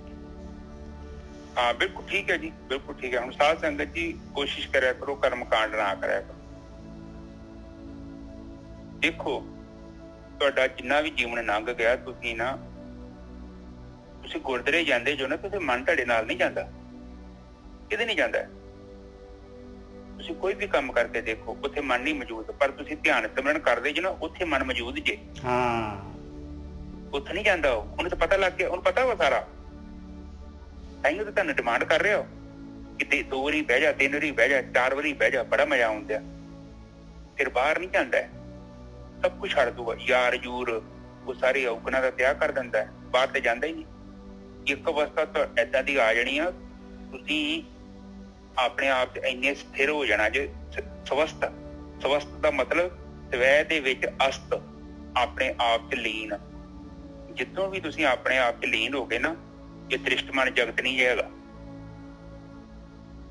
ਕੋਈ ਤੁਹਾਡਾ ਪਰਿਵਾਰ, ਕੋਈ ਭੂਆ ਫੁੱਫੜ, ਕੋਈ ਮਾਂ ਪਿਓ, ਕੋਈ ਘਰ ਦੇ, ਕੁਛ ਵੀ ਨਹੀਂ ਰਹਿ ਜਾਣਾ। ਤੁਸੀਂ ਇਕੱਲੇ ਚੇਤਨਾ ਹੀ ਰਹਿ ਜਾਣਾ। ਇਹ ਤੁਹਾਡੀ ਆਖਰੀ ਅਵਸਥਾ ਹੈ ਜਿੱਦਾਂ ਤੁਹਾਨੂੰ ਮਿਲਣੀ ਹੈ। ਇਹ ਦ੍ਰਿਸ਼ਟਮਾਨ ਜਗਤ ਲੀਨ ਹੋ ਜਾਣਾ ਹੈ ਆਪਣੇ ਆਪ ਦੇ ਵਿੱਚ। ਕਿਉਂਕਿ ਤੁਸੀਂ ਕਿੱਥੇ ਆ ਗਏ ਜੋ? ਤੁਸੀਂ ਆਤਮਾ ਚ ਆ ਗਏ ਜੋ। ਆਤਮਾ ਦੇ ਵਿੱਚ ਨਾ ਤੇ ਗੁਣ ਆ ਤੇ ਨਾ ਉਹਦੇ ਚ ਔਗਣ ਹੈ। ਉਹ ਔਗਣਾਂ ਤੋਂ ਮੁਕਤ ਹੈ। ਨਾ ਉਹਨੂੰ ਗੁਣ ਚਿੰਬੜਦਾ, ਨਾ ਉਹਨੂੰ ਔਗਣ ਚਿੰਬੜਦਾ। ਉਹ ਗੁਣ ਨੂੰ ਗ੍ਰਹਿਣ ਨਹੀਂ ਕਰਦੀ। ਔਰ ਜਦੋਂ ਸੁਰਤੀ ਤੁਹਾਡੀ ਆਤਮਾ ਤੱਤ ਚ ਆ ਕੇ ਬਹਿ ਗਈ, ਇਹਦੇ ਵਿੱਚ ਇਹਨੇ ਕੀ ਪਹਿਲਾਂ ਚਿੱਤ ਨੇ ਪਹਿਲਾਂ ਕੀ ਕਰਨਾ? ਮਨ, ਬੁੱਧੀ ਤੇ ਹਉਮੈ ਨੂੰ ਲੈ ਲੈਣਾ, ਆਪਣੇ ਅੰਦਰ ਵਿਲੀਨ ਕਰ ਲੈਣਾ ਹੈ। ਦੇਖੋ ਆਪ ਪਹਿਲਾਂ ਤੁਹਾਨੂੰ ਚਿੱਤ ਪਤਾ ਲੱਗੂਗਾ, ਚਿੱਤ ਦਿਖੂਗਾ, ਇੱਕ ਬਿੰਦੂ ਜਿਹਾ ਰਹਿ ਜਾਣਾ। ਮਨ, ਬੁੱਧੀ ਤੇ ਹਉਮੈ ਇਹ ਤਿੰਨੇ ਉੱਥੇ ਆ ਜਾਣੇ। ਫਿਰ ਇੱਕ ਸਮਾਂ ਆਉਣਾ, ਚਿੱਤ ਨੇ ਹੌਲੀ ਹੌਲੀ ਕਰਕੇ ਬ੍ਰਹਮ ਚ ਲੀਨ ਹੋ ਜਾਣਾ। ਫਿਰ ਮਨ, ਬੁੱਧੀ ਤੇ ਹੰਕਾਰ ਵੀ ਕੀ ਹੁੰਦੇ ਆ, ਉਹ ਵੀ ਬ੍ਰਹਮ ਚ ਲੀਨ ਹੋ ਜਾਣਾ। ਤੇ ਬਸ ਖਤਮ ਹੋ ਗਈ, ਗੇਮ ਪੂਰੀ ਹੋ ਗਈ। ਇਹਨਾਂ ਦੀ ਤੇ ਕੰਮ ਹੈ। ਔਰ ਜਦੋਂ ਤੁਸੀਂ ਉਸ ਅਵਸਥਾ ਤੇ ਚੱਲ ਜਾਂਦੇ ਜੋ, ਤੇ ਤੁਸੀਂ ਡਿਸਕਨੈਕਟ ਹੋ ਜਾਣਾ। ਤੁਸੀਂ ਮੁਕਤੀ ਵੀ ਨਹੀਂ ਮੰਗਣੀ, ਨਾ ਤੁਸੀਂ ਸਵਰਗ ਤੇ ਬੜੀਆਂ ਦੂਰ ਦੀਆਂ ਗੱਲਾਂ। ਤੁਸੀਂ ਕੁਛ ਵੀ ਨਹੀਂ ਮੰਗਣਾ। ਕਿਉਂ ਨਹੀਂ ਮੰਗਣਾ? ਦੇਖੋ, ਇਹ ਨਹੀਂ ਹੁੰਦਾ ਕਿ ਤੁਸੀਂ ਮੂੰਹ ਦੇ ਨਾਲੋਂ ਮੰਗਣਾ ਬੰਦ ਕਰ ਦੋਗੇ। ਤੁਹਾਡੇ ਅੰਦਰੋਂ ਆਵਾਜ਼ ਨਹੀਂ ਆਉਣੀ ਕਿ ਮੰਗ ਲਵਾਂ, ਮੈਂ ਧਨ ਮੰਗ ਲਾਂ, ਜਾਂ ਮੁਕਤੀ ਮੰਗ ਲਾਂ, ਜਾਂ ਕੋਈ ਚੀਜ਼ ਮੰਗ ਲਾਂ, ਕੋਈ ਪਦਾਰਥ ਮੰਗ ਲਾਂ। ਤੁਹਾਡੇ ਅੰਦਰੋਂ ਆਵਾਜ਼ ਨਹੀਂ ਆਉਣੀ, ਕਿਉਂਕਿ ਜਿਹੜੀ ਚੀਜ਼ ਚਾਹੀਦੀ ਸੀ ਉਹਨੂੰ ਮਿਲ ਗਈ ਆ। ਜਿਹੜਾ ਤੁਹਾਡੇ ਅੰਦਰ ਸੀ ਨਾ, ਉਹੀ ਤੇ ਮੰਗ ਰਿਹਾ ਸੀ। ਪਰ ਉਹ ਮੰਗ ਰਿਹਾ ਸੀ, ਪਰ ਉਹ ਕੀ ਭੌਤਿਕ ਚੀਜ਼ਾਂ ਚੋਂ ਲੱਭ ਰਿਹਾ ਸੀ ਉਸ ਚੀਜ਼ ਨੂੰ। ਔਰ ਜਦੋਂ ਉਹਨੂੰ ਓਰੀਜਨਲ ਮਿਲ ਗਈ ਤੇ ਨਕਲੀ ਉਹਨੇ ਥੋੜੀ ਵੇਖਣੀ, ਨਕਲੀ ਤੇ ਵੇਖਣੀ ਨਹੀਂ ਉਹਨੇ। ਹੁਣ ਜਿੱਦਾਂ ਤੁਹਾਡੇ ਜਾਂ ਮੇਰੇ ਹੱਥ ਚ ਨਕਲੀ ਕੱਚ ਆ, ਤੇ ਜਦੋਂ ਅਸਲੀ ਕੱਚ ਮਿਲ ਗਿਆ ਤੇ ਨਕਲੀ ਮੈਂ ਵਗਾ ਕੇ ਮਾਰਨਾ। ਇਹੋ ਹੀ ਮਨ ਦਾ ਸੁਭਾਅ ਹੈ। ਮਨ ਜਦੋਂ ਵੀ ਆਤਮ ਤੱਤ ਚ ਗਿਆ, ਮੁੜ ਕੇ ਵਾਪਸ ਨਹੀਂ ਮਨ ਆਇਆ, ਕਿਉਂਕਿ ਮਨ ਅੰਤਰਮੁਖੀ ਹੋ ਗਿਆ। ਮਨ ਫਿਰ ਬਾਹਰ ਹੀ ਨਹੀਂ ਨਿਕਲਦਾ ਉੱਥੋਂ। ਇੰਦਰੀਆਂ ਦਾ ਆਪ ਜਸਟ ਮੈਂ ਚੀਜ਼ ਦੱਸਦਾ ਤੁਹਾਨੂੰ, ਤੁਸੀਂ ਜਦੋਂ ਤੁਹਾਡਾ ਪ੍ਰਕਾਸ਼ ਉੱਪਰ ਗਿਆ, ਤੁਸੀਂ ਸਾਰਾ ਜੀਵਨ ਭਾਵੇਂ ਕਾਮ ਕੀੜਾ ਨਾ ਕਰੋ, ਕਿੱਥੇ ਜਾਣੀ ਸ਼ਕਤੀ? ਕਿਉਂਕਿ ਸ਼ਕਤੀ ਹੈ ਹੀ ਨਹੀਂ। ਜਿਹੜਾ ਮਨ ਹੈ, ਜੇ ਮਨ ਤੇ ਭੋਗਦਾ ਸੀ ਨਿਜਰ ਸਾਹਿਬ, ਉਹਨੇ ਛੱਡਤਾ ਸਭ ਕੁਛ। ਉਹਨੇ ਜਾਣਾ ਹੀ ਨਹੀਂ, ਉਹਨੇ ਚੀਜ਼ ਚਾਹੀਦੀ ਨਹੀਂ। ਉਹ ਕਿਉਂ ਕਰਦਾ ਸੀ? ਕਿਉਂਕਿ ਉਹ ਅਗਿਆਨ ਦੇ ਵਾਸਤੇ ਸੀ। ਜਦੋਂ ਉਹਨੂੰ ਗਿਆਨ ਹੋ ਗਿਆ, ਇਹ ਨਹੀਂ ਕਿ ਨਿਜਰ ਸਾਹਿਬ ਅੰਦਰ ਫੁਰਨਾ ਆਉਂਦਾ, ਫੁਰਨਾ ਵੀ ਨਹੀਂ ਹੋਣਾ।